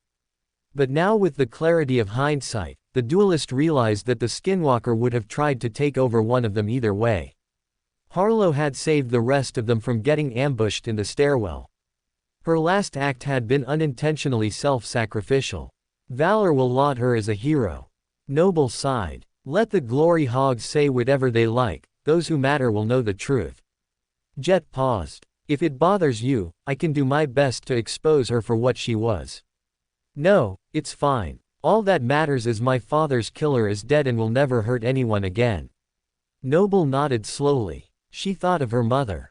Lena would be able to rest easier knowing the matter had been put to rest. Jet tilted her chin, concerned. Are you all right? You mean other than my leg? Noble forced a smile. No. Noble was a hurricane of conflicting emotions. Beyond Harlow, the loss of Chip and the rescue of 3 innocent people wrestled for control of her feelings. Happiness, grief, relief, outrage, all of them melded and mixed in an indiscernible pattern. Noble thought of the burly master whom she had left behind. He had been so impulsive. Chip's choice to stay and detonate the memory had cost him dearly, but it had also helped them find an exit. Would they have found another way without his sacrifice? If not for him, she and the others might be vessels now. I'll never know. The thought was haunting. It was something only time would heal. Until then, her struggle would continue. I can't fix what is running through your head unless you want me to contact someone about erasing your memory. Jet watched the other woman's eyes swirl. While I would like to forget many things, it is better that I don't. The woman responded, unsure if the saint was even serious. But maybe you can distract me. I'm not good at jokes, Jet began. No, not that. Noble paused, wondering what jokes from the woman might sound like before returning to her original questions. Harlow said she killed my father because he stopped Valor's assassination of an orphan. I think the child was a legacy. Would you know anything about that? This would have been around 20 years ago. Jet's fractured emotions spiked. I wasn't around then, she began, and anything I might know about her is not something I can discuss. Her. Noble tilted her head, causing Jet's emotions to become even more unsteady. Or him, the saint added quickly. The professor sighed. I don't want to know much. I just want to know whether the person lived to adulthood. If it is who I believe, then yes. Jet smiled. Noble smiled too. Her father's attempt to save the girl had worked. By now, she would be a young woman. I hope she lives a long and happy life. Jet coughed. You wanted a distraction. She led the master to one of the temporary buildings with a medical marking on the front. Let's get that leg of yours fixed up so it can start healing. A few moments later Noble was very distracted indeed. She left the clinic with a new brace and an appreciation for modern-day medication. Finally, it was time to head home. Noble made the trek from the Jade Palace and across the bridge toward her home as the sun was beginning to set. Her body was starting to heal, but the damage to her leg had been extensive. Even for her ascended body, it would take time for her leg to completely mend, especially since she was also simultaneously trying to replenish her essence. At least I don't need a crutch. That would have been problematic on this snow and ice. As Noble reached the mundane settlement of Ravenheart, her heart sank a little. Part of her hoped that Fort would be waiting for her on the far side of the bridge, but the whipping wind made staying in the elements inhospitable. If he had been out there at some point, he would have needed to head home by now. The professor much preferred Fort safe instead of frozen. As she neared her home, her senses told her that her husband and 2 sons were indeed within. Noble could feel their worry. She instinctively used what little essence she had to send them comfort while she still approached. Fort's emotions spiked under the foreign influence. Suddenly, he opened the door to the house and began running down the street. His elated face turned to one of concern as he took in the brace on his wife's leg. Fort, Noble smiled. I am so happy too. You are hurt. His worried face turned pale. Mostly my leg, but it will heal. The woman touched the brace lightly.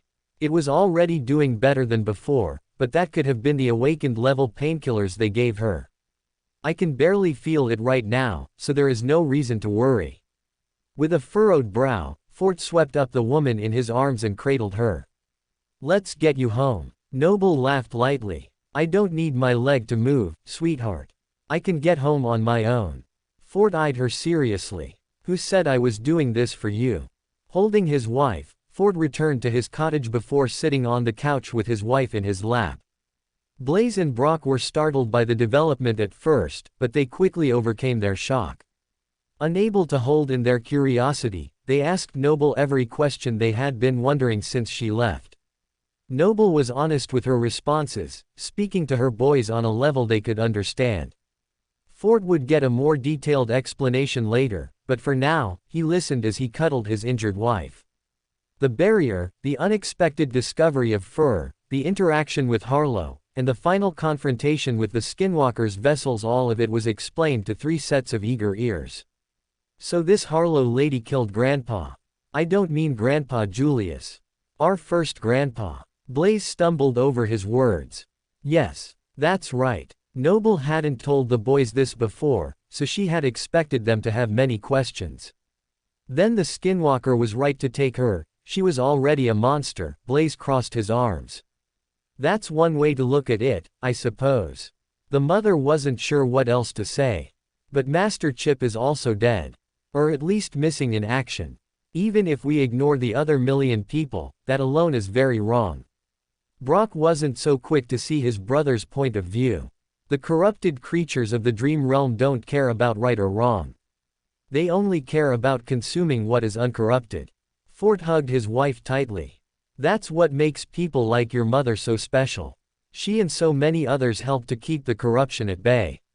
Noble nodded slowly. The Skinwalker's nest is contained, at least for now. We can rest a little easier knowing that those million vessels won't spread all over the waking world.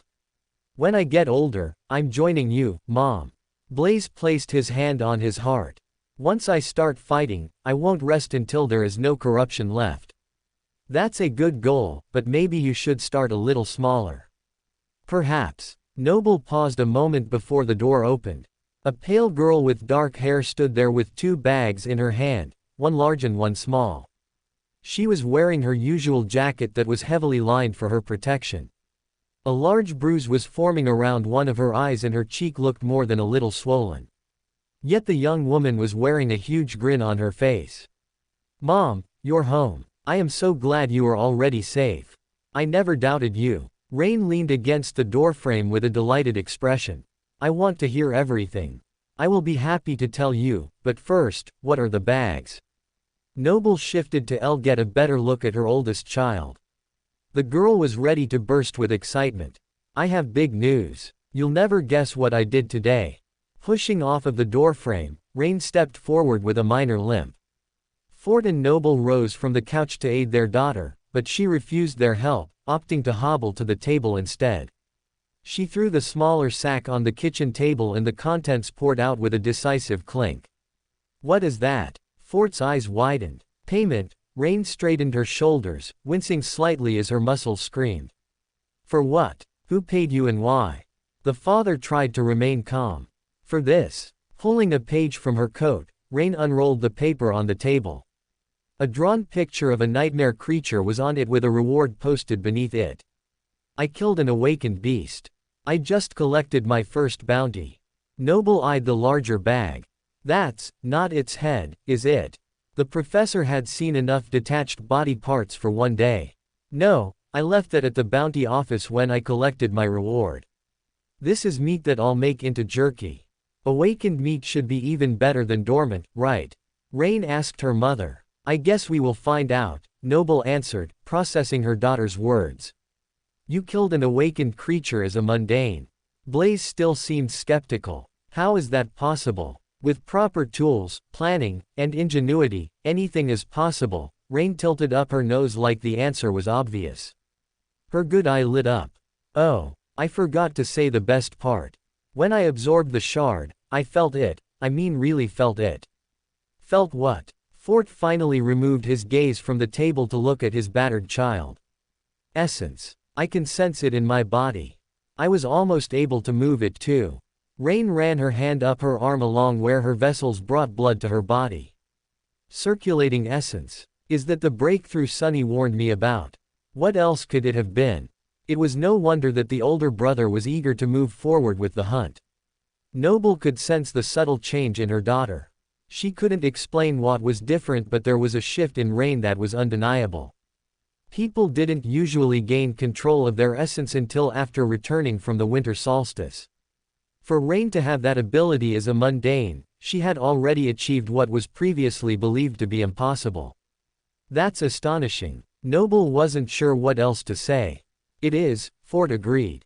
Noble could see the wheels in his head turning. The way forward was an exciting opportunity, but also a perilous prospect. The ambassador forced a smile. "It has been an eventful day for both the ladies of this family." Rain noticed the brace on her mother's leg for the first time.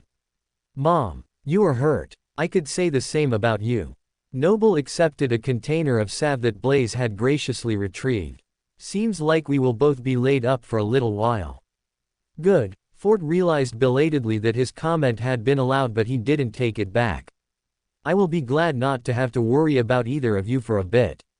"Fair enough." After stowing Rain's meat in their icebox, Noble motioned for all of them to return to the couches. Rain propped up her ankle and placed a bag of fresh snow against her eye.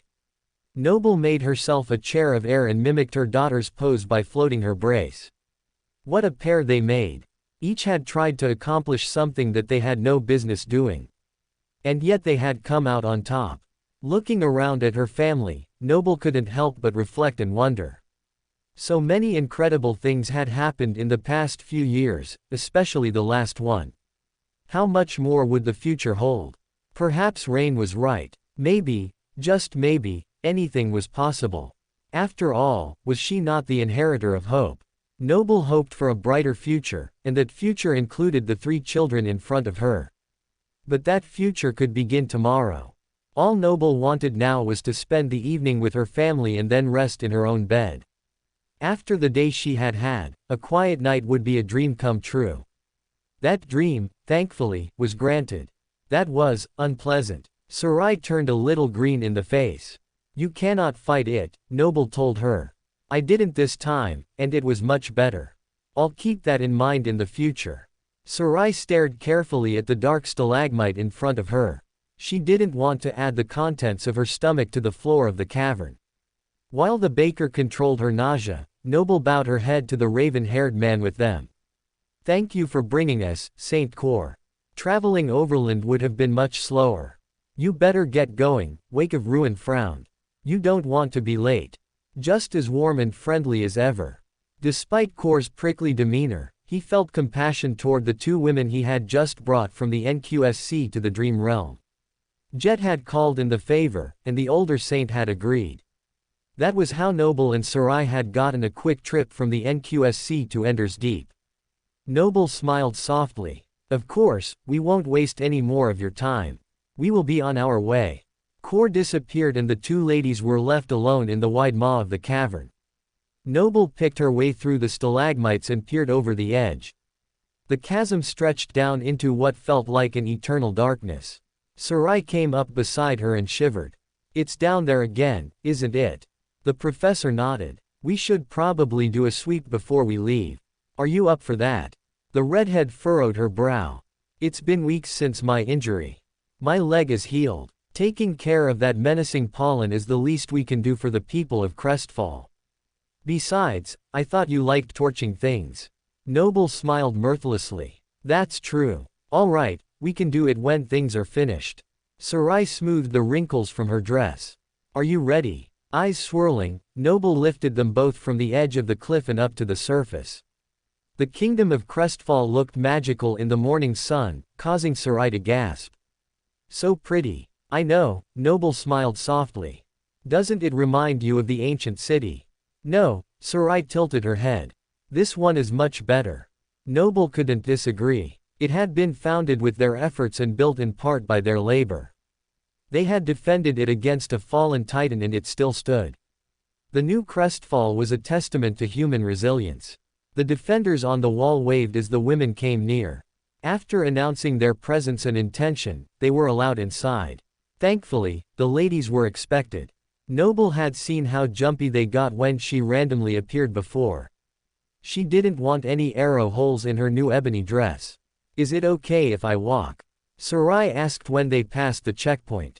I know you've been here recently, but it's been almost a year for me. I was in a bit of a hurry last time. I wouldn't mind a moment to reminisce. Noble lowered her friend and herself to street level. The ladies strolled along, talking about their memories from both the nightmare and their time in the Citadel. At the end of the lane, two friendly faces were there to greet them. Catfine and Hamish. Noble hugged each of her former students. Stewards of the Citadel. Are we so late that you felt the need to come and fetch us? It's good to see you, Master Noble. Master Sarai. Catfine smiled at each of the lovely ascended women. Hamish bowed deeply. Someone spotted you coming over the wall, so we came to meet you. You aren't late. Everyone is still assembling. We can escort you. The four continued on their way, with Catfine and Hamish pointing out the improvements and changes that had been implemented since the two masters' departure. At last, they reached their destination and all four fell silent. Out of the many gathered, a curly-haired master was the first to see them approach. He hurried to meet them, his eyes swollen with unshed tears. I am glad you came. As if we could miss it. He was our friend too. Noble hugged Koi. In the weeks since the incident with the Skinwalker, no one had seen or heard from Chip. A search around Ravenheart had been made on the off chance that the man had managed to return to the Dream Realm during his fight, but to no avail. It was time to face the fact that the burly master was gone. It was time to say goodbye. The group had gathered at the only suitable place they could find for such an occasion, Joe's Dream Realm grave. I don't know what to say, Koi rubbed his sleeves. Sending him a wave of calm, Noble rested her hand gently on his shoulder. Yes, you do. Just speak from the heart, Sarai added. Noble glanced at the crowd. I can be right beside you if that will help. Koi nodded. I would appreciate that. Following behind Koi, Noble floated to the center of the group. She noted many recognizable faces and even more familiar emotional signatures. Venster, Addy, Sevokivo. Even Jet is here, Noble listed the names she knew in her head. Despite Chip's belief that everyone simply tolerated him, a sizable crowd had shown up to honor the unpredictable master. It is a shame he isn't here to see how much he meant to so many. Noble promised to thank each one for coming. Koi stopped where a marker for Joe had been erected. Beside it, another headstone stood in front of undisturbed ground. Chip's name was roughly carved into the white stone. Koi cleared his throat. The crowd grew quiet. Thank you all for coming today. Chip would hate all of this pomp and sentimentality, but he would also be touched by how much you care. He'd probably threaten to beat me into a pulp for the sappy speech I'm about to make, but he isn't here, so my curly head is safe. Koi smiled sadly, collecting his thoughts. Chip's flaw was that people couldn't look at him without feeling queasy. Even I, one of his closest friends, never got a clear picture of his face. But Joe, something allowed her to fight the nausea and look him in the eye. That's why Chip stuck by her till the end. He always wanted to make her proud. The speaker's eyes misted over as he struggled to blink the tears away. Noble touched his arm, allowing Koi to steady himself and continue. Chip once told me that with each creature's power he absorbed, he became less human, both physically and mentally. He was afraid of turning into the monsters he had worked so hard to fight against. So I would say it is fitting that in the end, Chip did the most human and selfless thing one person can do. He laid down his life to save others. Koi laid his hand on the stone bearing the fallen warrior's name. Thank you, buddy. I can never repay you. Not that you would have let me. But I want you to know one thing. With your final breath, you made Joe proud. May you pass to death in peace, brother. Koi looked out at the crowd, water streaming down his face with a sad smile. His nightmare is over. B2 examined the master as she returned to the classroom from the dream realm. You're back late. And your face is very dirty. I did not think a funeral included rubbing one's face in the dirt. Noble touched her cheek and felt the mud cake the tips of her fingers. She shook her head. I didn't rub my face in the dirt. And it was a memorial service. A funeral implies there was a body, or at least remains. And because Master Chip is being worn by some monster like a suit, you were not able to bury anything. I see. Then why are you so dirty? B2 failed to register the annoyed look on the master's face. I went for a sweep along the bottom of Ender's Deep to clear out the pollen that dwells there. A sudden rain caught us before we were through and then I got covered in the ash when we stayed to finish the job. Noble had changed back into her black dress after the detour, but she hadn't thought about her face and hair. They must look like a mess. That was just as well. Her outside matched the turmoil going on inside. Anything happened while I was gone? Noble tried to change the subject away from her appearance. I read a report that a shipment of supplies to the Dream Realm was inadvertently diverted. Another has been delayed indefinitely. Those are the third and fourth slip-ups this week by the government. I have never recorded them being this inefficient. B2 raised synthetic eyebrows. I suppose the government is still trying to navigate how to move things between two worlds. I imagine it is a very tricky business. Noble brushed aside the concern. There's more. The android leaned forward slightly. All of the supplies seem to have to do with road building. The diverted shipment alone will set Valor's construction back by an entire 2 days. The words were like a punch to Noble's gut. Lena and Fort had been working tirelessly to slow down the steady march toward war. They had been careful, but not careful enough to avoid B2's notice. How long would it be before someone else noticed too? Harlow might have been gone, but she was just a cog in a much bigger wheel. If Song or Valor understood why things were going awry, they would not hesitate to find a replacement for the former assassin to take care of the problems that stood in their way. It was too risky. And after all their scheming and covert dealings, Lena and Fort had only managed to buy 2 days with a single shipment. 2 days. So little, Noble lamented. What's little? The android cocked its head to one side. The professor's eyes opened wide. She couldn't let the android know that something was going on. Noble coughed. So little happened here that you are telling me about the government's problems. The android flipped back its flowing hair. The winter solstice just occurred a few days ago. Most of your students are already back safe and sound and the new students have yet to arrive. You should be concerned if something interesting had happened on academy grounds. It made sense. Noble and the others had coordinated this day for the memorial service for two main reasons. It gave the army time to rescue sleepers in the dream realm, and the academy was not yet open to new arrivals. No news was good news. Of course you were right, B2, Noble nodded. I should enjoy the peace. We will have new students in no time. Will your daughter be among them? The android's question was a valid one. Rain would be 18 soon enough.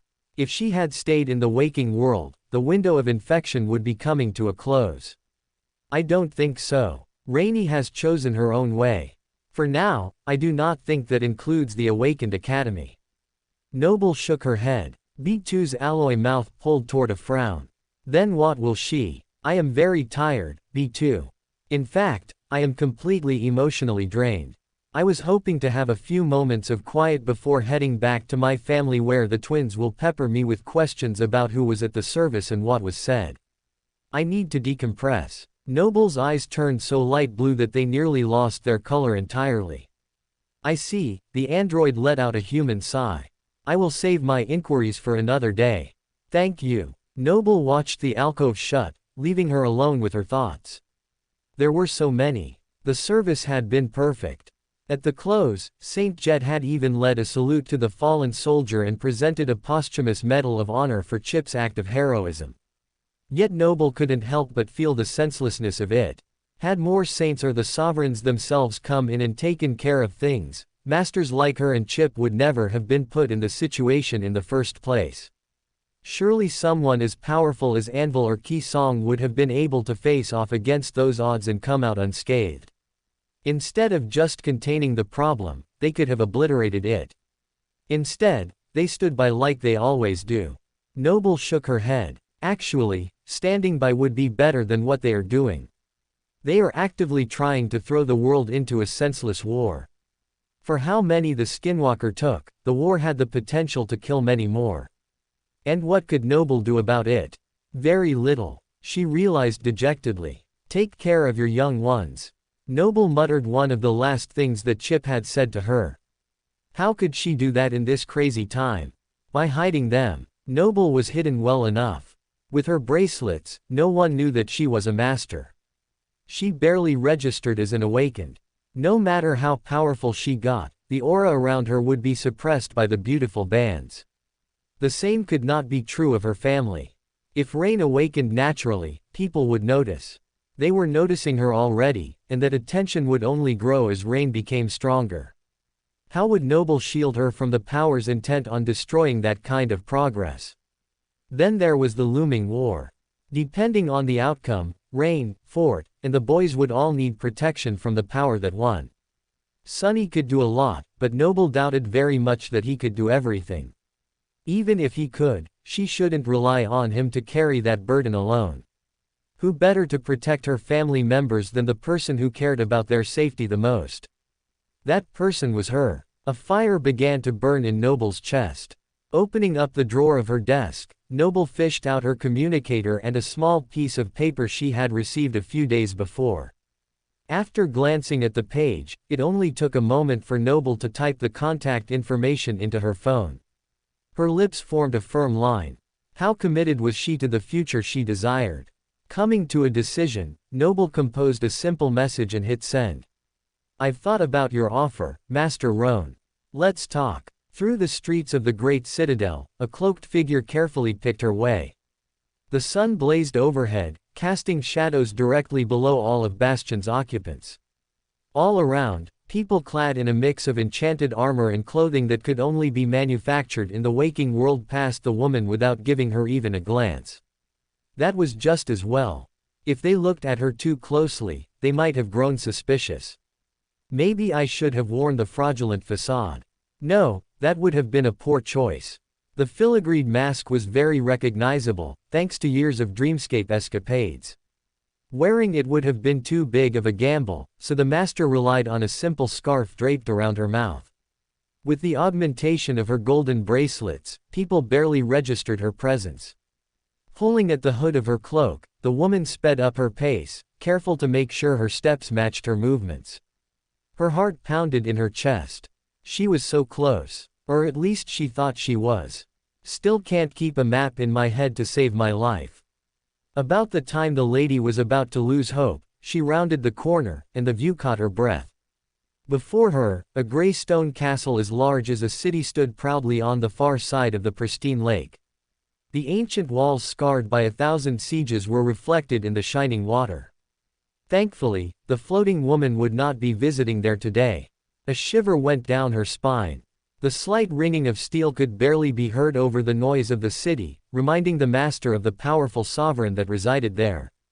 Pulling her eyes away from the stunning fortress, the woman at last spotted her the answer to her query on the shoreline.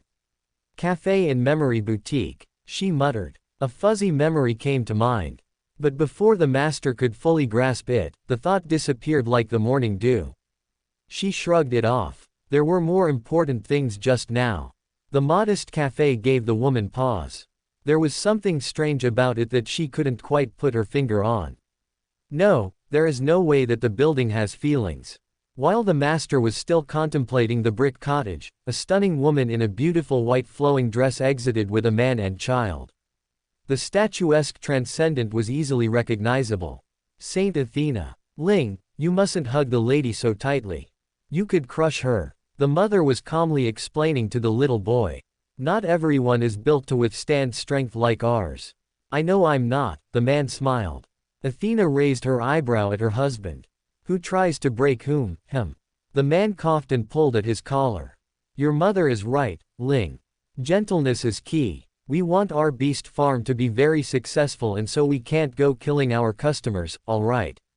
Ling's tiny face displayed puppyish eyes. But Auntie loves my hugs. The child was so distraught that the master looking on could not help but send a small amount of comfort to him as a tear streamed down his cheek. You know what I love? The man asked. Racing you to the market. Ling's ears perked up, and the pair went running off. Saint Athena lagged behind at a leisurely pace, a motherly smile on her face. The sight made the cloaked woman feel a pang of longing for her own family. Her lips formed into a thin line. She was here for them, and her mission was not through. Don't look back. As the master pushed through the door, a melodious sound rang through the café. The bell above the door might have looked small, but the memory was loud. I wonder what enchantments it has. Sadly, the cloaked woman was not there to talk about one of her favorite subjects, she was there to meet someone. The café was neither full nor empty, boasting a light crowd of about 6 tables of people. Most of the clientele was female, and many of them were glancing toward the kitchen.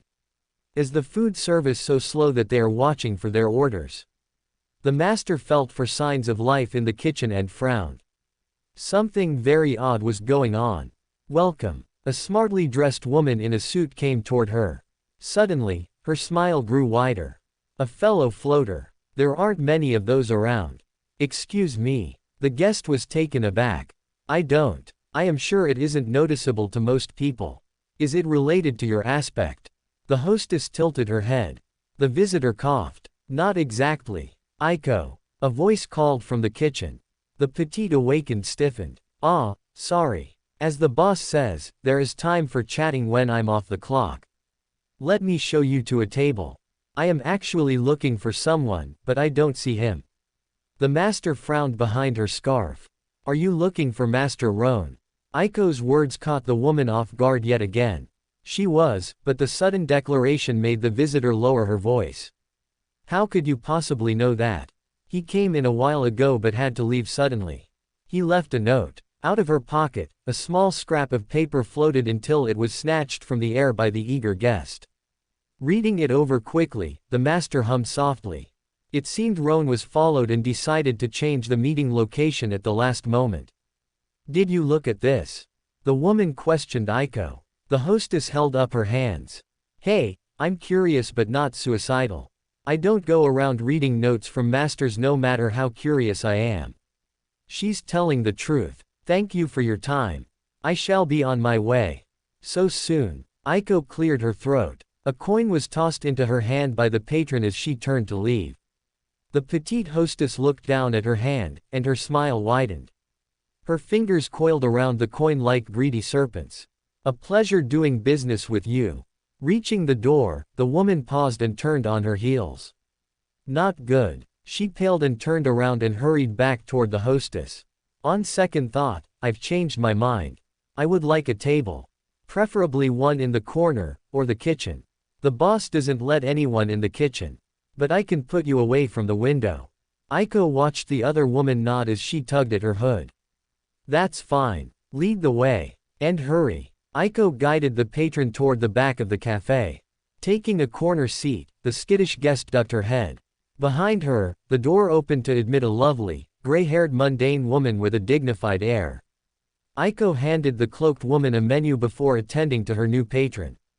May I help you? The new guest nodded. My husband is planning on meeting me for lunch here in a little while. I was hoping to have some tea while I waited. Of course. Take a seat wherever you like and I'll be right back. Aiko nodded as she disappeared into the kitchen. Don't come this way, don't come this way. But the plea to the dead gods did no good. Even as the cloaked woman ducked nearly under the table, her counterpart drew near. Oh, I didn't realize anyone was sitting here, the older woman apologized as soon as she saw the hunched figure. I guess I am not the only one who prefers to be away from the door. When no answer came, the white-haired lady forced a smile. I'll find a different spot. Have a nice day. As she turned to leave, the figure finally spoke. You too. Those words were all it took. Leaning down, the lady stared beneath the brown hood as her voice broke. Noble. Pulling down her scarf, the master's eyes swirled as she met the other lady's gaze. Hello, Mom. It is you. Lena's eyes welled with tears. Noble should have known. No amount of disguise could fight her mother's intuition. Whatever had brought Lena to the cafe, the moment she had entered, the master's fate was sealed. Noble rose from her chair. Mom, Overcome with emotion, Lena caught her daughter up in a hug. My baby. I missed you. Noble rested her head on her mother's shoulder as tears streamed down both women's faces. Lena clung to her daughter, her shoulders trembling. You're really here. I am. Noble held on tightly. It had been years since she had last seen her mother. Almost 3, to be exact. While the younger woman had spoken to Lena via letter every few days, it was so much better being in the same place. Lena's hug, as usual, healed all wounds. Noble wished the moment could last forever. But Lena's questions broke the tranquil silence. Your hair. When did you go blonde? The grandmother pulled at her daughter's hood. And your eyes. I've never seen them that shade of purple. I don't know if I would have recognized you in a crowd. Of course, this was an exaggeration. Lena had managed to do just that. I am trying out something different. I will go back to normal soon enough. Noble hedged. I don't care what you look like as long as I get to look at you. Lena waved her hand dismissively. How are you here? Did you call in a favor with a saint? If only. Noble sighed. She squeezed her mother's hand with a sad smile. We should sit down. Not that Noble could actually sit, but she didn't like the idea of being watched by most of the room with what she had to say. While other patrons were still focused on their odd fixation with the kitchen, Lena took the seat opposite her daughter. Noble spoke in a low tone. I came here the long way. You traveled through the dream realm to get here. Lena's hurried whisper conveyed her fear.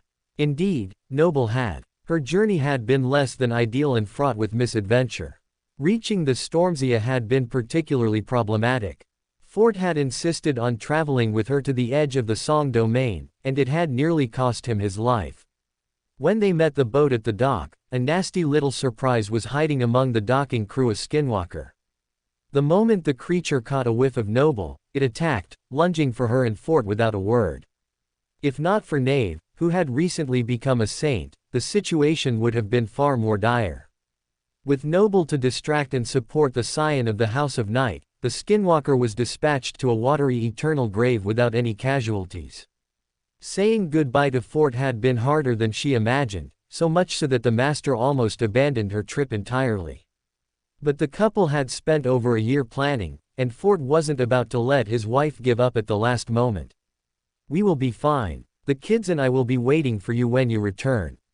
With a squeeze of her hand and a final kiss, Fort parted ways with his beautiful wife. He had government business to attend to in the lower part of the Song domain, and Noble was supposed to be visiting her mother. Or at least that is what she had told Knave when asking for the transport. In reality, Noble had no intention of letting Lena or anyone else she knew see her and Bastion. It was for their good. It felt terrible to lie to Saint Knave after he had been so kind to her, but Noble consoled herself that she did wish to see her mother very much. And now, by a twist of fate, Noble's cover story had become reality. Lena was across the table, staring at her with an expectant gaze that filled the younger woman with warmth and guilt. "I came from the Stormsia, yes. It wasn't easy. Thankfully, Saint Knave is one of the best navigators in existence. If not for him, I'm sure the ship would have been lost." Noble could float, so she could have tried to fly over the Stormsia or even Godgrave, but her fear of succumbing to her flaw if she fell asleep or was rendered unconscious won over her desire for speed. That wasn't even taking into account her terrible sense of direction. Without Knave, she would never have found the port that would eventually lead her toward Bastion. "Do you still get seasick?" Lena tilted her head. "Not like I did when we came to the NQSC. My feet didn't need to touch the ship, so the rocking was minimal." Noble smiled. She had been afraid at first, but a few near-death experiences with the creatures of the deep had chased any fear out of her. "That's good. A master as brave as my baby girl would never let a little water stop her. Still, I cannot believe you came all this way. It seems like a dream. Does Julius know you are here? Don't tell me he planned this. Ah, did I ruin the surprise?" Lena watched her daughter's smile become strained. "No, Mom. Julius doesn't know I am here. Tisk, you really should have told him." The mother waved her finger in censure. "No matter, Jules will be delighted. We have enough room for a house guest, so don't worry about staying anywhere else. As much as I would love that, I have to decline. I am not staying." Noble pressed her lips together, pushing back a new set of hot tears. "What do you mean? You just got here." Lena frowned as a spark of recognition crossed her face. Suddenly, the change of hair and eye color made more sense. "You aren't here to see me, are you?" Noble's eyes darted away. "I wasn't supposed to run into you." Lena's frown deepened. "Then, what brings you to Bastion?" Noble looked at the table, tracing the edge with her eyes. "I want to tell you, but I can't. Not today, anyway. Please don't tell Julius that you saw me. Just act like I was never here." Lena tapped the table lightly. "Does Fort know you are here?" "Yes. I would never disappear like I did before." Noble glanced up, her eyes swirling blue with conviction. "And he approves of what you are doing?" The gray-haired woman squinted. "He does. Then that's enough for me." Lena nodded decisively. She leaned back in her seat. "You look pale. Have you been eating well?" Without waiting for an answer, the matriarch raised her arm into the air. Attending another table, Aiko blew out her cheeks. "Boss, I could really use some help out here." A young man with porcelain skin exited the kitchen, wiping his hands. His long, dark hair was drawn back in a ponytail at the top of his head. All at once, the emotion in the room skyrocketed, causing Noble to roll her eyes. Now she knew why all the women were fixated on the kitchen door. They were aching to get a glimpse of the owner of the establishment. "And I thought being around Saint Kai was bad." The young man smiled and bowed slightly, causing a flurry of whispers about who the smile might be for. Aiko pursed her lips. "They need you over there, boss." "Of course. Can't keep the customers." The demure young man turned his head to look at the new guests. The gorgeous smile faded as his pale skin drained of any remaining color. "Waiting." Noble blinked, unwilling to believe her senses. What in two worlds? The man looked ready to turn around and return to the kitchen, but a single word stopped him in his tracks. "Sonny." Noble's question caused his smile to grow strained before blooming into a more natural expression. He strode toward the corner table with a leisurely gait. "Ah, yes, that is me. I suppose you saw my sign on the door." Sonny nodded. Noble had noticed the sign but had written it off as a strange coincidence. What were the odds that the same man living in her daughter's shadow would own a cafe in Bastion? Hadn't she spoken to him before going on her journey? How had he gotten here and opened a shop while she was still traveling? Yet here he was, her daughter's brother. The powerful and mighty saint was, wearing an apron and being ogled by hungry patrons. This can't be right. Maybe I hit my head. Noble looked at the man again and frowned. Something wasn't adding up. Noble had already observed that she couldn't sense things well through the walls of this cafe. She had blamed an enchantment, but what if something more was going on? Then there was Sunny himself. His aura was not the same at all. The power he exuded was that of a master, not a saint. More than that, the man living in Rainey's shadow was, for lack of another word, happier. The establishment's owner looked charming and content, but Noble could feel his underlying longing. It felt the same and also very different from the man she knew in Ravenheart. Does Sunny have a twin? No, the recognition in the man's eyes and spike in his emotions meant he knew exactly who Noble was. Yet he hadn't called her by name and introduced himself as a stranger. Why? How? Noble felt her head begin to hurt. She had enough problems without trying to unravel the mystery of the pale young man. When she got home, perhaps he would explain the odd occurrence. Or he would hide from her and hope she forgot. That seems more likely. Either way, causing drama in Bastion was not in Noble's best interest. She swallowed her curiosity and smiled softly. You have a lovely cafe. Thank you. Sunny visibly relaxed. May I take your order? Lena glanced between Noble and the charming owner. If she thought anything about their interaction, she kept it to herself. My daughter and I are reuniting after years. The gray-haired matron motioned to the blonde master. We would like something to celebrate. The handsome owner bowed deeply and backed away. I have just the thing. He isn't coming back. That was just as well. Noble wanted to soak in every moment with her mother, even if the conversation was going to be awkward. To Noble's relief and surprise, Lena was not interested in making her daughter pour out her soul. They were both adults, and each was free to live her own life. The grandmother was far more interested in her favorite topic. Tell me all about my grandbabies. Happy to oblige, Noble began all the updates that she had on her 3 children. Blaze and Brock were closing in on their 16th birthday, which was one of the reasons Noble was determined to finish her mission quickly, and Rain was close to 20 and leaving her teenage years behind. Soon, Aiko floated 2 near-perfect waffles and cups of steaming liquid and set them on the table. For a moment, it felt like they were reliving their days in the waking world. Everything seemed as it should be. Brock attends the Dreamer Academy daily, much to his father's chagrin. Noble sipped on the fragrant tea. Fort isn't handling it well. Lena raised one eyebrow, unsurprised. He is doing much better than when Rain tried to join. His outward appearance doesn't give it away, so Brock has no idea. But I can feel the worry Fort has for when Brock inevitably tries to take on the first nightmare. I both dread it and long for it to be over. Noble knew how hard her son had been training. If anyone deserved to finish a nightmare with the best possible evaluation, it was him. Blaze isn't interested in being awakened, I guess. Lena picked up a knife to cut her waffle. He is, but I get the feeling that it is more because he doesn't want to be left behind by his brother.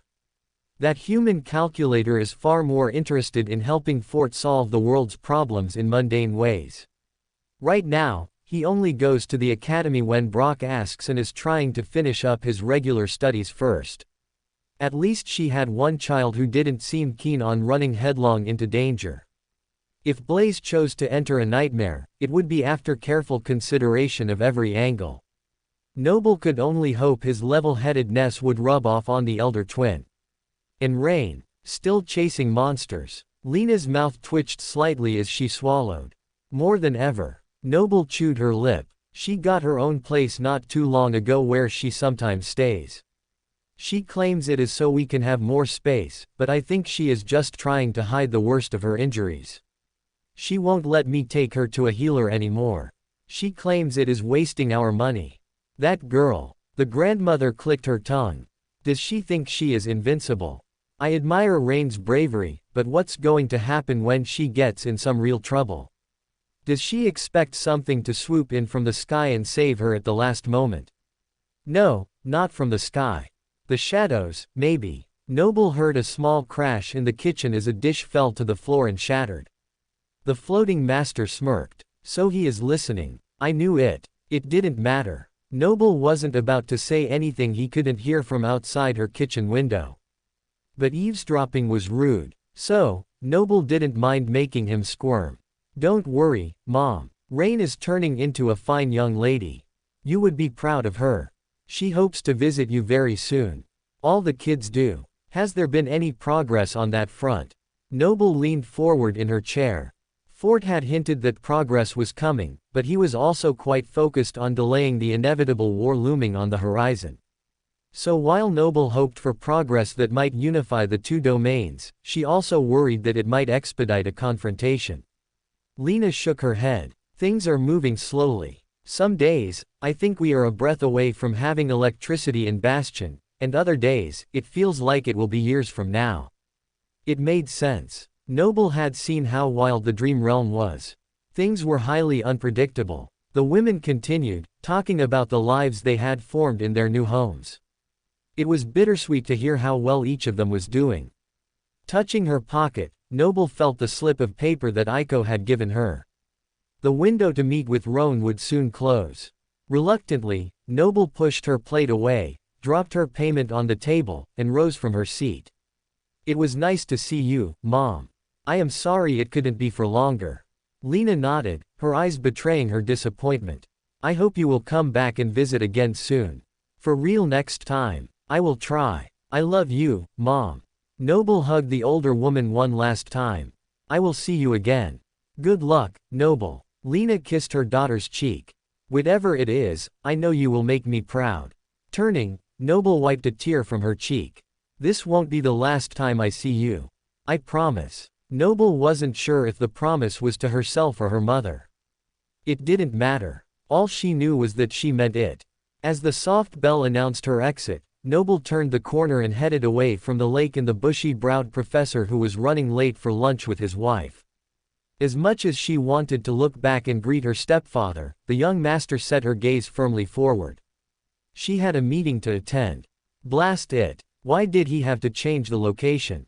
While Noble appreciated that Lena hadn't seen her with Master Roan, the change of venue for the meeting was very inconvenient. Either the man who she was about to meet was very paranoid, or someone had indeed been following him. Either way, Noble was now having to track down a second location in Bastion that day. If only the breadcrumbs took me where I wanted to go instead of just telling me where I've been, this would be much easier. Noble's eyes opened slightly. She felt her face. The master had forgotten to return her scarf to her face. It was a rookie blunder. Pulling up the cloth, she sighed. I can't worry about that now. I just have to get where I am going. Turning down what seemed like the right road based on Roan's limited map, Noble felt the mood in the city change. She's coming. Flinching, Noble gritted her teeth. Had someone recognized her from her Dreamscape days? That could get complicated quickly if the cry drew more attention. Noble turned to try and head off any questions that might come her way, but the speaker was looking and pointing at the sky. Everyone was. Noble could feel their awe and wonder. She looked up, too. In the distance, a single cloud hung in the sky. No, it wasn't a cloud. Noble squinted. Is that an island? It was. As it drew closer at frightening speed, Noble registered what she was seeing. It's one of the chained isles. An unchained isle. Noble furrowed her brow. Of course, she knew what this magnificent palace was. Even though she had never seen it, the ivory tower was as famous as any of the great citadels. I guess Lady Neffes succeeded in her mission. Slaying that menace could not have been easy. I am beginning to think there is nothing the princess cannot do. I hope the King of Swords lets his adopted daughter rest a little longer this time before sending her out on another quest. She has earned it. As if on cue, the island floated overhead, and a lone figure leapt from the edge. Two stunning wings unfurled, lifting the ethereal being into the air to soar over the city streets. It's her. Lady Neffes, look here. I'm pretty sure she could outshine the sun. Valor is very lucky to have such a strong, promising saint. I want to get a tattoo of her on my arm. Are you kidding? A face like changing stars deserves a statue, not your scrawny bicep. The banter and comments went on as Lady Neffes circled the city before rejoining the ivory tower as it neared Bastion's fortress. Noble not only heard the admiration in the voices around her, but she felt their emotions. The angelic creature hovering overhead had the respect, trust, and hope of the people of Bastion. Something in them seemed to stir by her mere presence, another feeling Noble had difficulty defining. The emotion surrounded and engulfed her, carrying her along in its tide. Longing. She makes these people yearn for something better. More. Noble had never felt anything quite like it. For the first time in a long time, she, too, wanted to believe that everything would be all right. The yearning in her heart was lit like a flame, fueled by those around her. It was overwhelming. Is this something special about Changing Star, or does the King of Swords inspire the same loyalty? No one that Noble knew felt this strongly about the Queen of Ravenheart. Maybe she had just had too small of a sampling. Also, she hadn't spent much time around anyone who had seen the Queen, so the comparison was unfair. As Neffes returned to her citadel, Noble dipped her head. The saint's presence had inexplicably bolstered her confidence. The master would have to contemplate this strange phenomenon later. For now, she needed to be on her way. Winding away from the lake, the streets were twisted and unpredictable. Like Ravenheart, Bastion had undergone a population boom that it wasn't fully prepared for. So what started out as temporary dwellings quickly became permanent structures, which roads then needed to form around. That wasn't to say things were unorganized, but for a visitor unfamiliar with the layout, navigation was difficult. Forget this. Shutting her eyes, Noble focused on her goal. She hadn't wanted to use her ability within the vicinity of the Great Citadel, but she saw no way around it. There you are. It took a moment to sift through the myriad of souls around her, but Noble at last locked onto her target. Hopefully, she hadn't alerted anyone to her presence by the sudden expenditure of essence, but if she did, Noble wasn't planning to stay in town long enough for them to find her. Memorizing the route, Noble retracted her emotional sense and headed off in a brisk walk. The wind tugged at her hood, loosening a strand of golden hair from its confines. She clicked her tongue. She tucked it back and tightened her woven scarf around her nose. The master couldn't risk being recognized again. Circulating her essence, Noble made sure the bracelets on her wrists were working to their full capacity. Even if someone felt her presence, they wouldn't know she was a master. Almost there. Confirming that her eyes were still a soft violet, the master ducked onto the final street. Thankfully, she didn't need to risk another use of her ability. Her final destination was now obvious. Midway down the road, an awakened with a white feather sticking out of his helmet was leaning against the outside wall of a house. As Noble approached, he straightened, his light green eyes shining with interest. "May I help you? I believe I'm expected." Noble held his gaze. She felt a little weird not introducing herself to the member of the White Feather clan, but it was for his own good. And hers too, of course. Removing his helmet, the man brushed his blue-tipped bangs from his eyes. With a modified bow, he pushed on the door. "Follow me." The modest house was clean and tidy but did not look particularly lived in. If the White Feather clan owned this place, it was only meant for visits to see the king. "Wait here." The young man pointed to the front room, which held a carved wooden bench. Noble simply nodded. The less she said, the better. She hovered over the seat in a modified sit. A moment later, she heard the young awakened's voice. "Sir, someone is here to see you." "Thank you, Dragantino. I will be there shortly." The awakened returned to repeat the news, then retired to his place at the entrance. Noble folded her hands, then unfolded them. She stood up, paced, and then pretended to sit once more. She blew out her cheeks. Why was she so nervous? She had been planning for over a year for this time to come. She was a respected master embarking on another adventure. But deep down, Noble knew the source of her unease. Roan was in the next room. And he wasn't alone. What do you mean you aren't going back with me? We were only supposed to be here for a couple of days. A woman asked. There's been a change of plans, Roan answered with an air of finality. But the lady did not give up. Mom will be very upset if I arrive without you. It's Telly. Noble hadn't been around the young woman since meeting her at the cafe. She must have traveled to Bastion with her father. Yes, your mother will be upset, Roan sighed. But not at you. I have something for you to give her, but you must not read it until she does. Promise me. Telly paused. Noble resisted the urge to spy any more than her superhuman hearing already allowed, but she could guess the daughter was pressing her lips together in protest. Are you about to? Telly's words were cut off and muffled as Roan caught her in a hug. The less I tell you, the more honest you can be with your mom. I will be home as soon as I can. I promise both of you that. I love you. The rest of the conversation went as Noble had expected. The pair argued for a moment before Telly wished her father well. The awakened legacy was busy wiping the tears from her eyes when she passed the front room. If Telly noticed the visitor, she didn't show it. Noble, on the other hand, noticed the crumpled page held tightly in the lady's fist. The door flew open as the air crackled with energy. Come on, Tino. Let's go home. Noble didn't see the man bow, but she did hear the pair's measured steps down the street. There was no time to pay the too much attention, for at that moment, Roan at last made an appearance in the front room.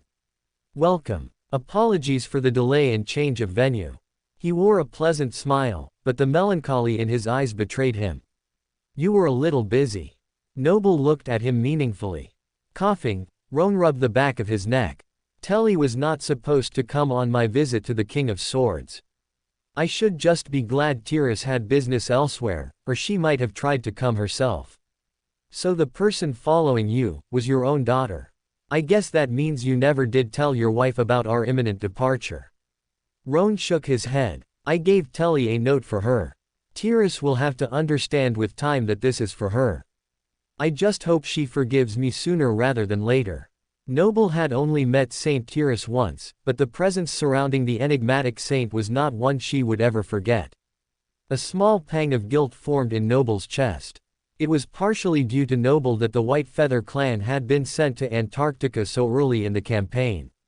Sure, their presence helped save lives, but it had cost the clan dearly. Now, Noble was about to commit a second infraction against those valiant heroes.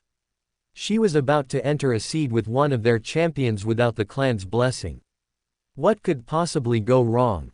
I'm sorry, Tiras. What about you? The clansman pulled his companion from her spiraling thoughts. How much did you tell your husband and children? You know I told Fort everything. It was a condition of our agreement. I disappeared without a trace once already. I couldn't do that to him a second time. Noble realized that she had hit a nerve, but thankfully, Roan seemed to understand. The violet-eyed woman continued quickly. As for my kids, they know I'm on a dangerous mission, but that is the extent of their knowledge. It's important to both of us that no one knows I was here and took on this nightmare. Agreed, the man nodded slowly. The pair had hashed out the details before Noble had traversed the dream realm, and neither felt the need to go over their agreement just now.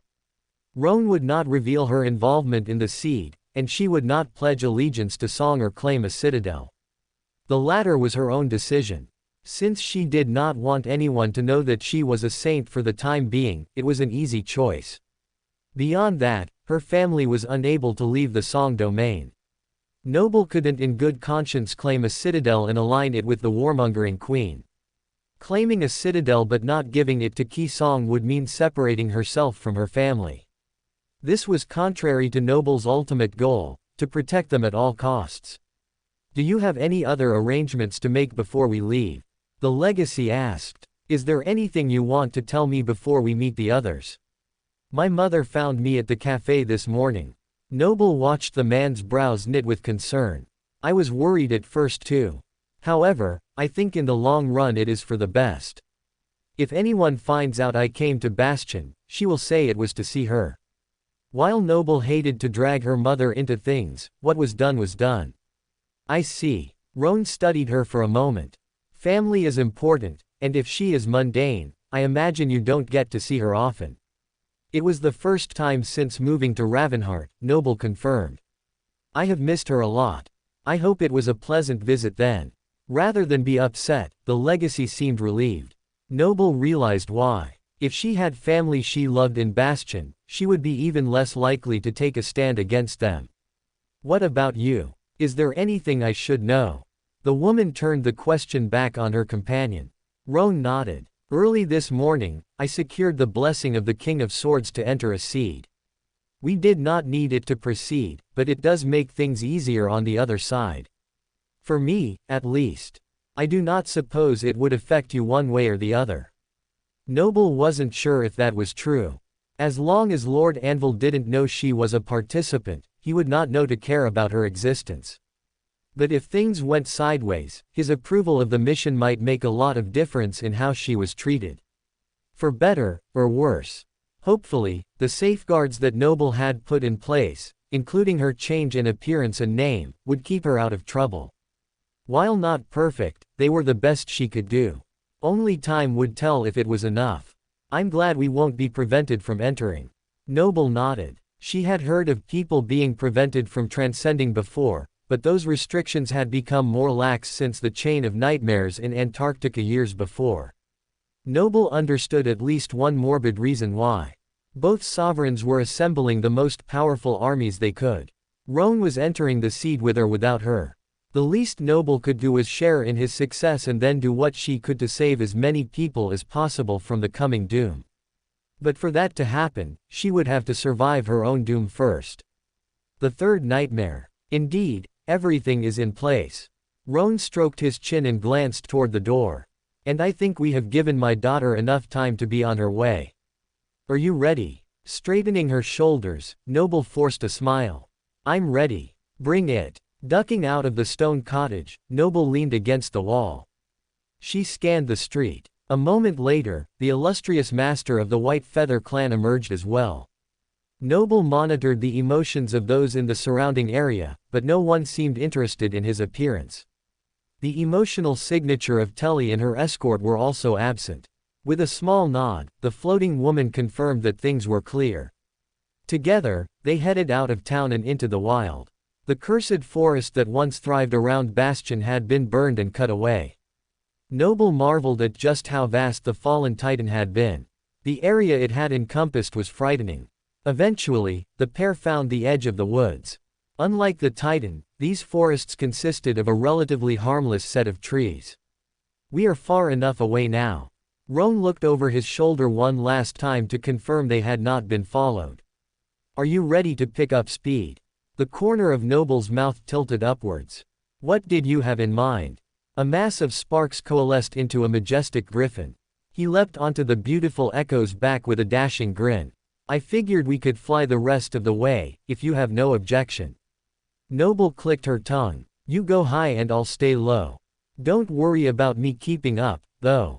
I will be fine. A second Echo appeared in the clearing. His powerful muscles rippled under golden fur. A smile bloomed on Roan's face. The famous Helios. What is his title in the Dreamscape? The Tormentor. He is even more impressive in person. Thank you. Noble patted her Echo's mane as he purred. Everyone thought of him as a menace, but he was really just a sweet house pet at heart. While the master could have floated along the ground at a fast pace, she liked the idea of riding Helios better. He was the closest thing she ever had to feeling grounded, and the former champion wanted to soak in every happy moment before being thrown into another nightmare. Noble scratched under the Simcus's chin before climbing on his back. Who's a good boy? Helios straightened his legs and sniffed. Why, he was, of course. Roan coughed lightly. I don't mean to state the obvious, but if you are trying to stay under the radar, showing your very famous Echo to the cohort might earn you some very difficult questions. The legacy was right. There might have been a few other Simcuses in the world, but the Golden Powerhouse was in a class of his own. You raise a good point. Helios. Noble felt the Echo's chest rumble. The ferocious monster shook his mane and then the rest of his body. The gold drained from his fur, mimicking the purple in her eyes. Roan's jaw dropped momentarily before he caught himself. He scratched his nose. That is quite a trick. Noble nodded. She had only discovered Helios's ability to change his coat recently. Had he always had the talent? Or had bathing in the iridescent light of his master's soul sea caused the strange transformation? Something in her told her it was the latter. The end result was that the Simkus could either display his usual gold or match the color of her eyes. How amazing was that? No one would mistake the purple creature for her beloved Echo. And he looks gorgeous too. Dismissing her golden bracelets, Noble removed the last obvious tie to her real life. She had no need to hide her aura from the team. Suppressing her powerful presence would not need to come again until she was a saint. I am ready. Shall we go? The lady smiled, bringing back Roan from whatever he was considering. Oh, yes. Noble's hood flew back as a gust of wind caught it. Two mighty wings brought the griffin and his legacy master into the air. They took off with incredible speed. We can't let them get away. Noble nudged the side of Helios with her heel. He needed no encouragement. The agile creature burst forward through the woods without hesitation. He was so light of foot that the roots protruding here and there from the ground whirred past in the blur. Noble could sense the branches, subtle movement, but Helios was far too fast to let anything catch him. Even the griffin overhead seemed to struggle to keep pace. More than once, Noble felt the powerful legs of the Simkus slow to allow Roan to take back the lead. After a while, Noble relaxed into the rhythmic movement of her faithful companion. She remembered when Kosi, her friend in the last nightmare, had taken her through the city at top speed. Even though he had never been real, Noble still missed him. Speeding through the forest on Helios made her extra nostalgic. Shifting her attention, Noble tried to look forward instead of back. The third nightmare. Few had attempted it, and even fewer survived. Was she crazy? That answer was easy. Of course she was. Anyone who was trying to conquer a nightmare beyond their first had to be a little bit insane. Noble hadn't willingly entered her second nightmare, but in the time since then, she had realized that the only way to protect the people she loved was to grow stronger. And if giving up a little bit of her sanity was the price to do that, then she would pay it without a second thought. In fact, Noble had thrown herself wholeheartedly into the task. As soon as Roan revealed that the seed he wished to conquer was inside the sword domain, Noble had dedicated herself to studying every piece of information about Bastion and the surrounding area that she could get her hands on. Granted, that information was sorely lacking. While there was an almost endless amount of reading on the region, Noble noticed glaring holes in even the most complete text. The King of Swords was withholding secrets. Even B2 had been unable to scrape up the things that his clan had buried. Likely there were no records, at least no written ones, and certainly nothing that the android could hack. So even with Noble's vast resources, she still felt the butterflies in her stomach when she considered all the unknown factors. Even if I had the secrets, the spell would find a way to make it all useless, the master comforted herself. She had done her best, both in studying and training. What more could she have tried to be ready? Had she missed out on some vital detail? Below her, Helios growled. Noble patted him gently between strides. You were right, she cooed, there is no reason to psych myself out now. Whatever happens will happen. Helios released another low rumble. Above them, the majestic griffin screeched. It was so loud that the master resisted the urge to cover her ears. Instead she went on high alert. Extending her second sight, Noble furrowed her brow. Helios let out a sound something like a bark. In response, the griffin tucked his wings slightly. Noble didn't have to guess what the two were communicating. She already knew. In front of them a small camp was set up among the trees. Coming to a stop as he reached the clearing, Helios allowed his master to climb off before disappearing back into her soul sea. Beside her, the griffin landed, and then he, too, evaporated into thin air, leaving its rider behind. Roan nodded to his companion. It was time to meet the team. In the break in the trees, a modest camp held a couple of tents with a cook fire in between them. The small stone circle was currently empty, and by the lack of wood around the ring, Noble doubted it had been used recently. The floating master shifted her attention to the two men sitting around it, chatting. They stood as the newcomers approached. Gentlemen, Roan clapped his hands and smiled warmly. We were beginning to worry. The creases in the younger man's face lessened as he shook Roan's hand. The second man rolled his eyes. I told him you wouldn't abandon us. You have many obnoxious traits, Roan, but you aren't the type to leave people behind. Thank you for that glowing endorsement. Roan motioned to the woman beside him. This is Master Bell. Noble felt a little silly. The pseudonym was very close to her real name, but it was too late now. At least the charming master had said it without a hint of irony. She had trusted him with keeping her identity quiet, and he was making good on his promise. Bell, the blue-eyed master continued, this is Master Ether of the House of Night. The young man bowed eloquently. A pleasure to meet you. Ether. Noble had heard Knave mention the man's name on their voyage to the Sword Domain. Saint Knave had described his clansman as a promising talent for the House of Night. With how highly he was regarded, it was no wonder that the young master had set his sights on transcendence. And this is Master Flint. The second gentleman was within a few years of Roan's age and quite a few centimeters taller than Noble. His eyes were piercing, and his dark hair was offset with a bright orange stripe down either side of his head. He would have been handsome except for his sour expression. Pleased to meet you both. Noble regarded the men with a dip of her head. Enough pleasantries, Flint clicked his tongue. What took you so long, Roan? The master in the blue scarf coughed lightly. There was a small change of plans. Telly came to Bastion with me. Your daughter. Ether's gaze sharpened. Roan nodded. I had to send her off at the last moment and then confirm that she did not follow. Tiras had Telly spy on you to make sure you didn't do anything foolish, did she? I'm surprised your old lady didn't follow you herself. Flint rolled his eyes. Be careful what you call my wife. Roan's expression darkened. He took a deep breath. Lord Anvil called her away, or she would have surely come. Then we would have to push back our plans. Then it is good that she had other plans, Ether answered stiffly. Noble could feel the young man's discomfort. Was he afraid of Tiras? Anyone who was about to get on her bad side probably should be. Did you call in a favor to make that happen? Flint shot his companion a curious glance. Perhaps you asked your future father-in-law to send young Tai on a mission to get her out of our way. Future father-in-law. Ether was genuinely confused. Rumors say you are shortly to be engaged. Flint inspected his fingernails, but Noble could sense his keen interest. Ether's frown deepened. I did not take you for a gossip, Master Flint. The young man's formal tone only seemed to encourage his dark-eyed counterpart. That isn't a denial. If I were to be engaged soon, then you would do well to mind your tongue.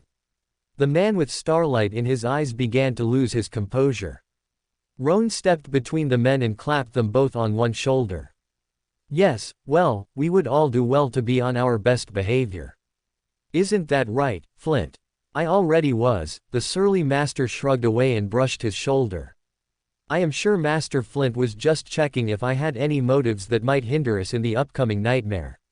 I assure you, I am a man of integrity. Ether regained his formal tone.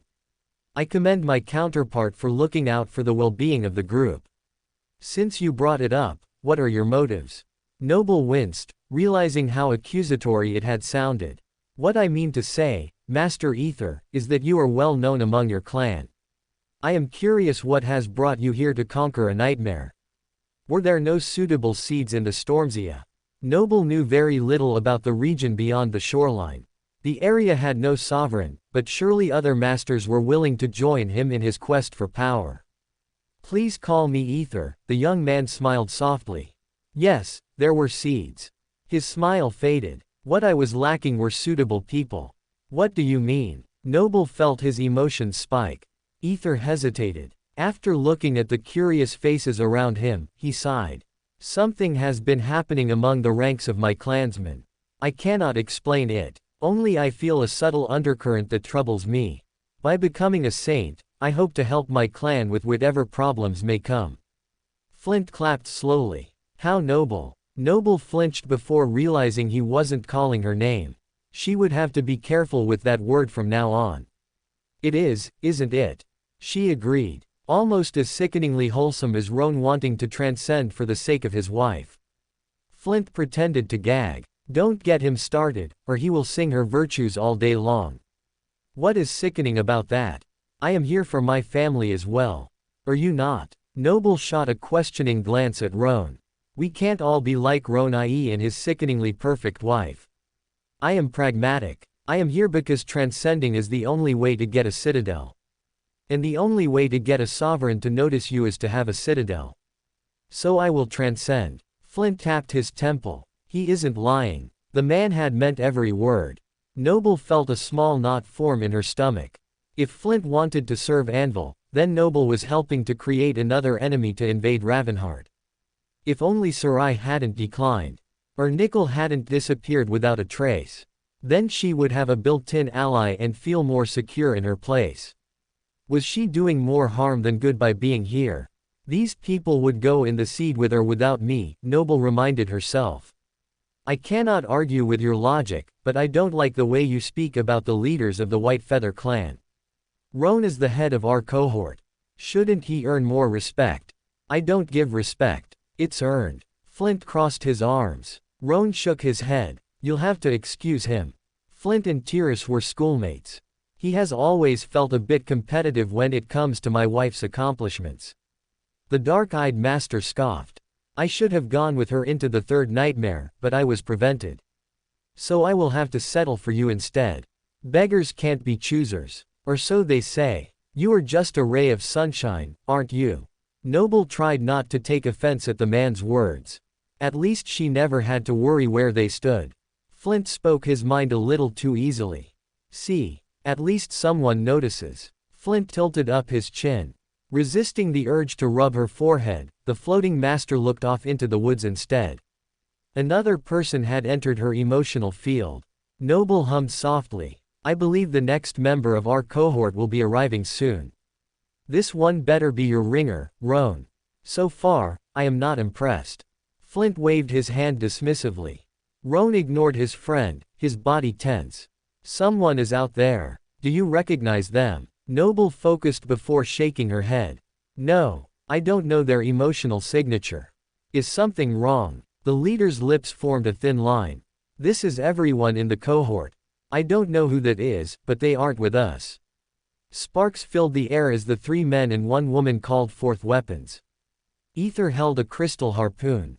Roan's shimmering sword reflected his blue scarf. Flint gripped a leather slingshot. Noble called forth the zenith. Roan nodded to his female companion. Since she had sensed the intruder, she would take the lead. Together, the group headed silently into the forest. Even though Noble was focused on the incoming threat, she could not help but also size up the cohort members. She had studied Roan and his technique extensively.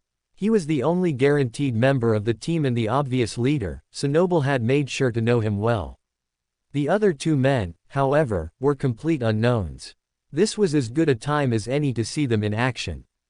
Ether seemed to flash in and out of existence as he moved. Of course, he wasn't. Noble knew the trick since it was one that she used herself. He was using the light and shadows of the forest to conceal his movement. Impressive considering he spends so much of his time at sea. It wasn't that the deep waters didn't have shadows. They were just as elusive and ever-changing as the waves that caused them. In hindsight, hiding among the still shadows of the leafy trees was likely infinitely easier. Still, it was a skill that Noble could appreciate. Flint was not agile like his companion, but that didn't mean he was in any way inferior. The elder gentleman moved with force and determination. His steps were sure and full of intent, almost as if they were set out to be that way from the beginning of time. Confident, Noble wondered how long Flint had been a master. Certainly longer than her. If he were a contemporary of Tyrus, as Roan had suggested, he could have had decades of practice wielding his skills. That kind of experience would be valuable. What was even more precious was the indefinable quality that formed in the cohort as they moved forward. It took a few moments, but almost instinctively, the group began to move as one. Roan fell into step alongside Noble first. Noble glanced his way, curious if he had a question for her. The cohort leader looked steadily forward, keeping track of Noble and the others out of the corner of his eye. His stern expression was very different from the congenial smile he had made introductions. He was taking the threat to their mission very seriously. Only a couple of strides later, Ether found the rhythm of their movements, and barely a breath later, Flint also caught their stride. Roan tilted his head, and Noble responded by quickening her pace. Like a single organism, the cohort traveled forward. Was their shared understanding the result of one of their abilities? Noble wasn't sure, but she appreciated how naturally the fluidity came. Seconds passed. What are they doing? The target had initially been moving toward them at a steady pace, but now the intruder seemed to be turned around. Holding up her fist, Noble signaled her team. The others came to a stop with tense expressions. No, the tracker isn't turned around. They are scooting around the camp's perimeter. With her terrible sense of direction, Noble had taken extra time to realize the tactic. Sensing the person's caution, fear, and determination, Noble could rule out that they were out for a leisurely stroll in the nightmare creature-infested forest. By their evasive maneuvering, whoever had come wanted to catch the cohort by surprise. Motioning with her hands, the floating master let her companions know the intruder's movement. Roan pointed for Flint and Ether to go around to the left, while he and Noble would go right. The stranger who was so intent on surrounding them would find themselves surrounded instead. Following the trail, the four prepared to spring their trap. The trees around them seemed to sense the coming danger, for their leaves shivered in an unseen wind. The roots, too, shifted subtly, digging deeper into the dark soil underneath the verdant foliage.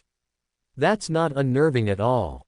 Noble floated over the soil, lifting a little higher than usual to avoid any dirt that might be slung her way.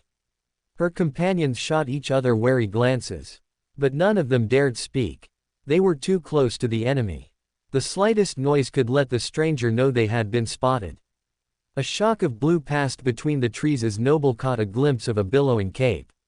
It was the same color as the scarf that Roan wore. Noble's heart skipped a beat as she feared that Tyrus might have found them. But the thought was dismissed as quickly as it came. Noble had met the formidable saint before, and this emotional signature was completely different. If Tyrus had wanted to come and break up the party, she would have done so with talons flashing and not by sneaking up to spy on them. Another glimpse of the figure flitted between the stocky trunks. There was no doubt about it. The hooded figure was a woman. Studying the trajectory of the intruder's movements, Noble searched for the perfect spot to intercept their target. Her instincts flared as her second sight told her what she feared. Well, that's not good. They needed to hurry before the stranger reached the closest clearing. Pointing her blade, the floating master indicated their goal. Then she held up their hand, asking them to wait. Noble locked on the woman in the distance and activated her ability. A small squeal escaped her lips as the hooded figure lifted off the ground. Noble had been reluctant to use her power so openly without knowing the person they were trailing. Experience had taught her not to reveal her skills too early lest she lose the element of surprise. But this woman had no idea she was being followed, and Noble felt her shock keenly. The figure began to thrash like a caged animal, and no matter how much Noble wanted to immobilize her completely, the amount of essence required to do so was too high a cost. She's an awakened at the very least, possibly a master or a saint. Noble sincerely hoped it was not the latter. That would get complicated very quickly. The woman slowly began to move closer to them. Bringing his finger to her lips, Roan tilted his head toward the camp. He would take their new prisoner away for questioning. But just as the intruder was drawing near enough to speak, a small storm of sparks formed in her hand. A charm appeared and was quickly inserted into the lady's armor. That's oh. The massive weight shift sent Noble's power off balance as she struggled to adjust. For a moment, she lost control of her target. But a moment was all it took. Whatever the memory was, it kept the figure firmly planted to the ground. The cloak flapped as she rushed into the clearing. "Don't move," Noble shouted. The figure froze. Not because the floating master had been able to restrain her, but because the human voice had caught her off guard. She turned her head to look in the direction of the warning. Unfortunately, it was too late. The monster in the clearing had been woken. And it was not happy. Noble had sensed the slumbering giant just before latching onto the cloaked figure. It was the reason she had decided to use her power instead of letting the cohorts surround the mysterious awakened. Unfortunately, things had not gone as planned. The earth rumbled as the large swath of verdant grass pulled away from the ground beneath. Like a tidal wave, it lifted into the air and rolled upon itself with frightening speed. The trees shifted to get out of the monster's way. Those that could not were caught up in the air and splintered as the green tract of land folded in on itself. Get back! Roan's cry was unnecessary. The group was already fleeing. Noble tugged on the men, lifting them into the air before they could be swallowed by the ravenous fiend. They lifted above the mayhem to view the chaotic scene. Ether's eyes widened slightly. A fallen terror. Just our luck. Flint blew out his cheeks. We'd better get out of here before it can regroup.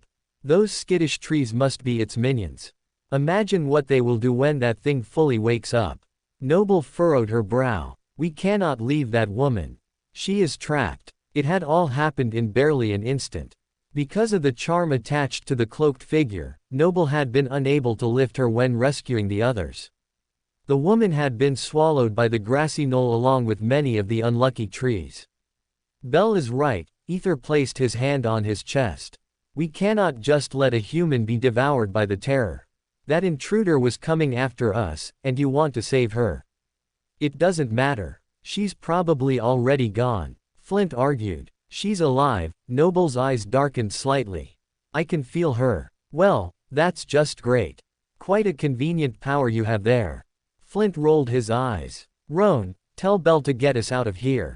If we leave it alone now, maybe it will go back to sleep. Noble looked toward their leader.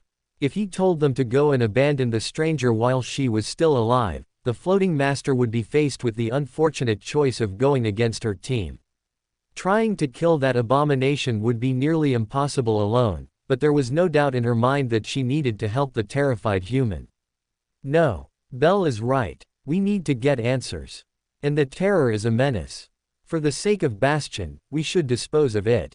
Roan did not wait for the others to agree or disagree. He called forth his griffin, and Noble happily released him to land on the creature's back.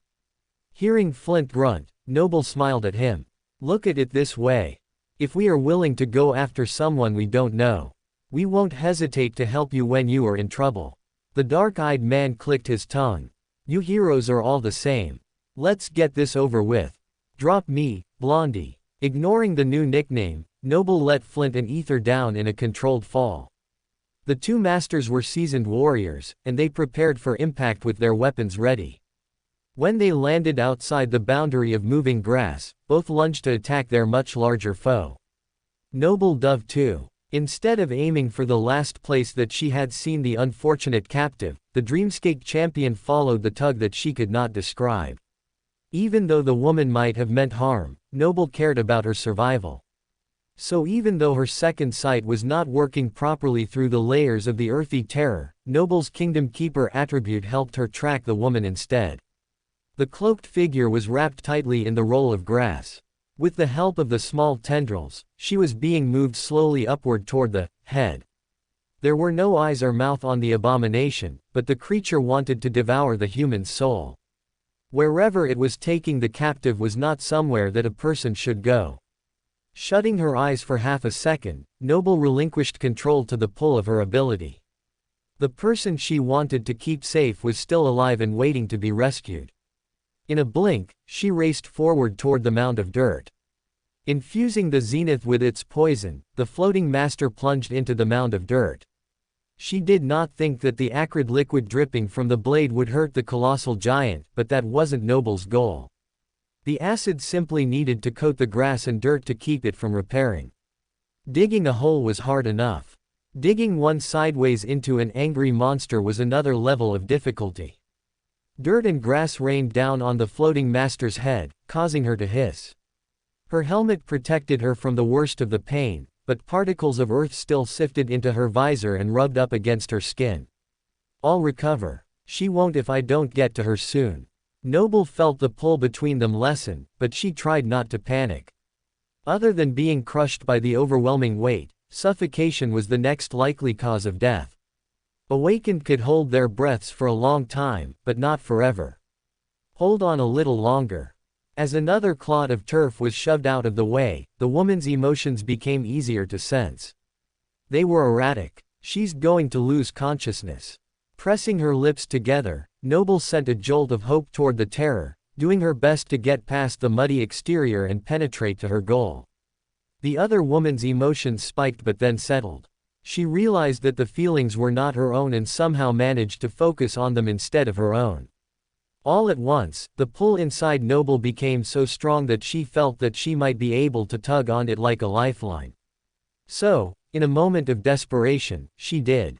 The monster shifted, knocking back Noble and dumping a ton of dirt on her body from above. It took all her focus to keep her hard-earned hole from collapsing on itself. No. Noble held the connection between herself and the other woman. She couldn't wait any longer. Gritting her teeth, she set aside her sword and plunged her hand into the mountain of soil. The pain was agonizing, and just when Noble thought she could stand it no longer, her fingers brushed against something soft. A hand took hold of hers. Screaming, Noble dug deep into her soul and backed away from the terror with all her might. Her soul was being ripped to shreds by the hard-packed dirt, but she could not let go. With a spray of soil, an arm came free along with the slender shoulder of the captured human. Then, the most wonderful sound Noble could have heard entered her ears. A gasp. She's still breathing. Dismiss that charm so I can get you out. Noble screamed. The woman blinked at her, dazed, but seemed to understand. The green stone in her armor dissipated, and Noble was able to pluck them both from the rubble. I felt you, the woman continued to stare. You guided me out. Clicking her tongue, Noble shook her head. There will be time for that later. Are you fit to fight? Before the other woman could answer, a thunderous roar filled the air. Ready or not no longer mattered. The terror had finished its stretch. It was now fully awake. And it had spotted them. While Noble had been working to find the poor, unfortunate soul who had woken the monster, the three men with her had not been idle. Searching for weak points, they inflicted all the damage they could to the drowsy beast. The terror mostly ignored them, rolling up to lift to its full height. Like a person wrapping a blanket around themselves before standing from bed, the creature stretched. Now, towering above the forest, the column of land finally seemed to gain consciousness. A roar which nearly deafened the two women came from the column of earth. Like a scroll, the monster began to unfurl, shaking the ground with a violent force. Retreat! Roan yelled to the men on the ground. Noble caught Flint and Ether and lifted them into the air as she and the woman beside her soared out of harm's way. With Roan on his griffin, the cohort fell back to regroup. I told you we should have retreated. Now it will never go back to sleep. Flint crossed his arms. The leader ignored his grumbling. It doesn't seem particularly agile.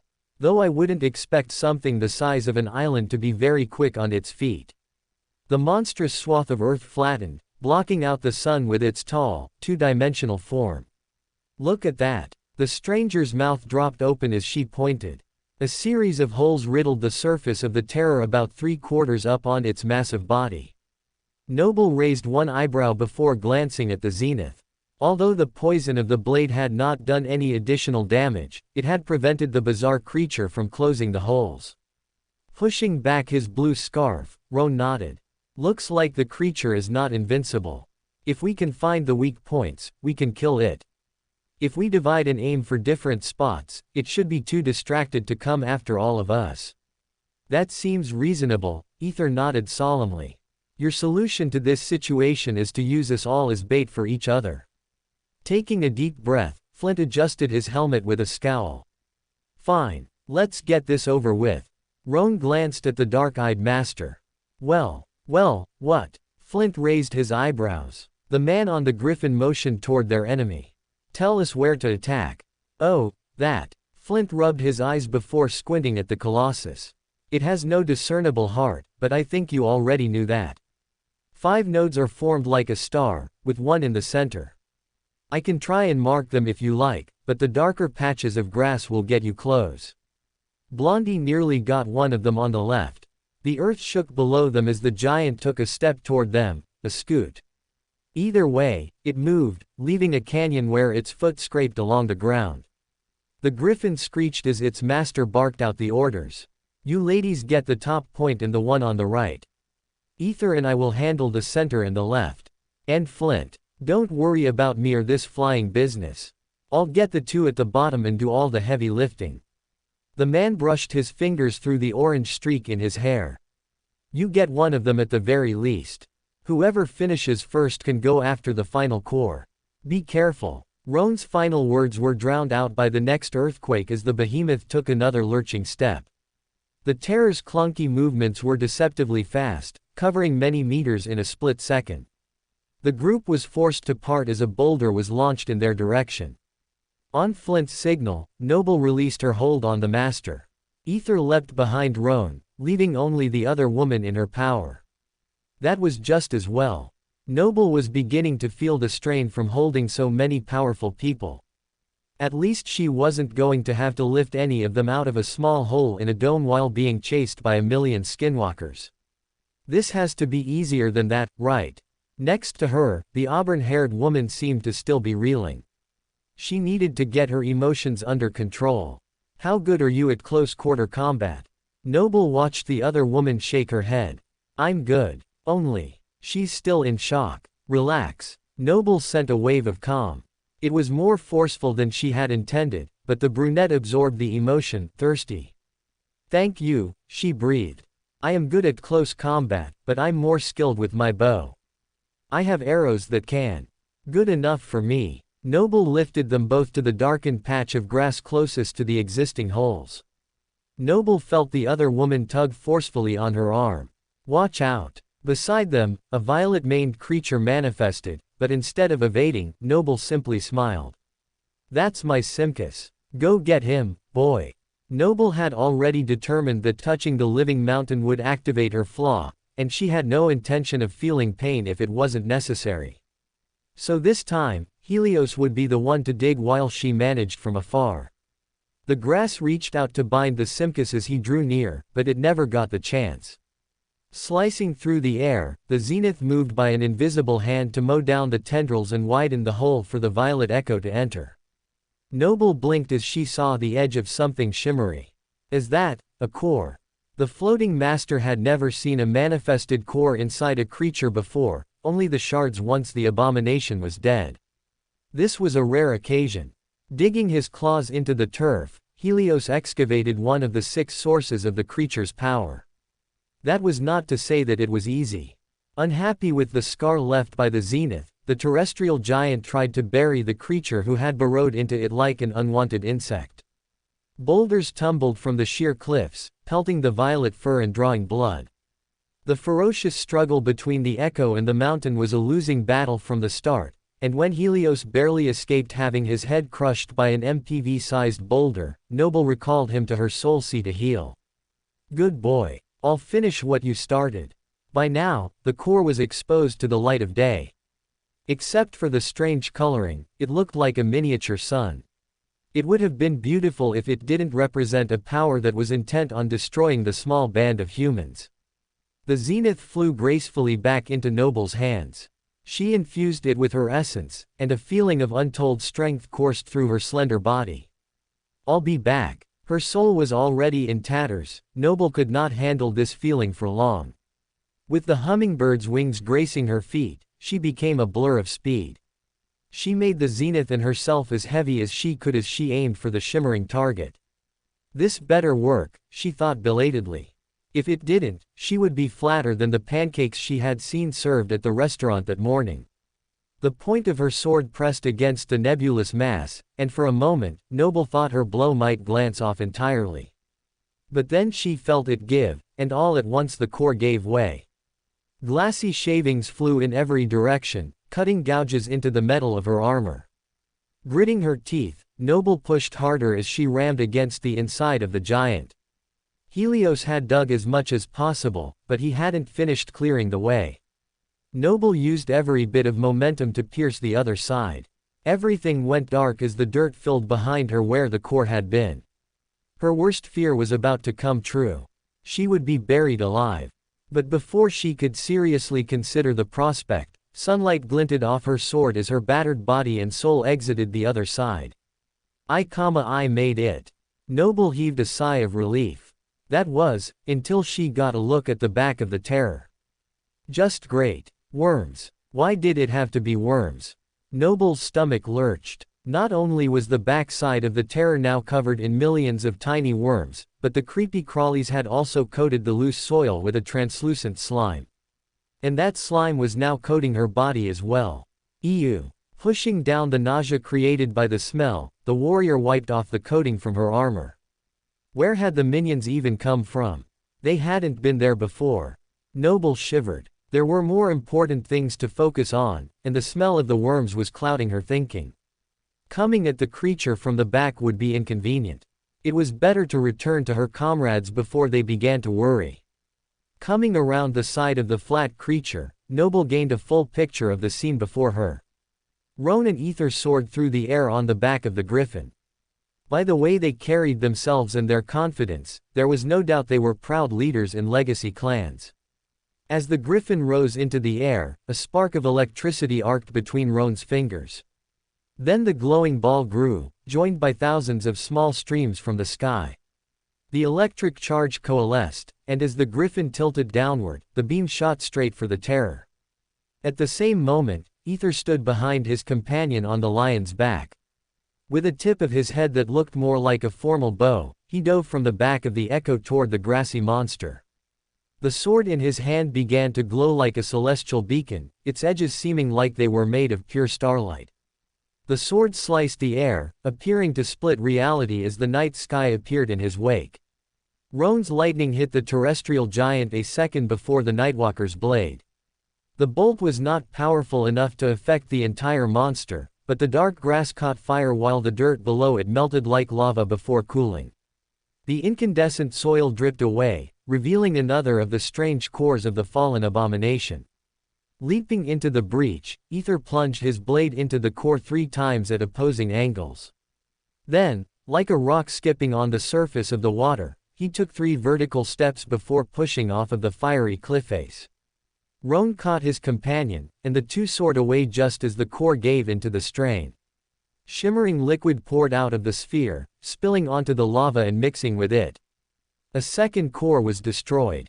Below, Flint was managing to avoid the falling rocks and lava.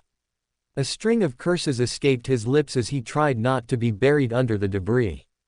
Noble noticed the dark patch of grass closest to Flint was tinged with pale blue. Not just blue. It's ice. The angry master had power over ice. Another layer of frost covered the emerald plain. The grass, frozen in place, was unable to reach for the human as the giant lumbered forward. Still, it was hard to stay in front of the moving island without being crushed. Yet somehow, Flint was managing. After dismissing his slingshot, Flint timed it perfectly to create a set of frosty stairs for him to climb.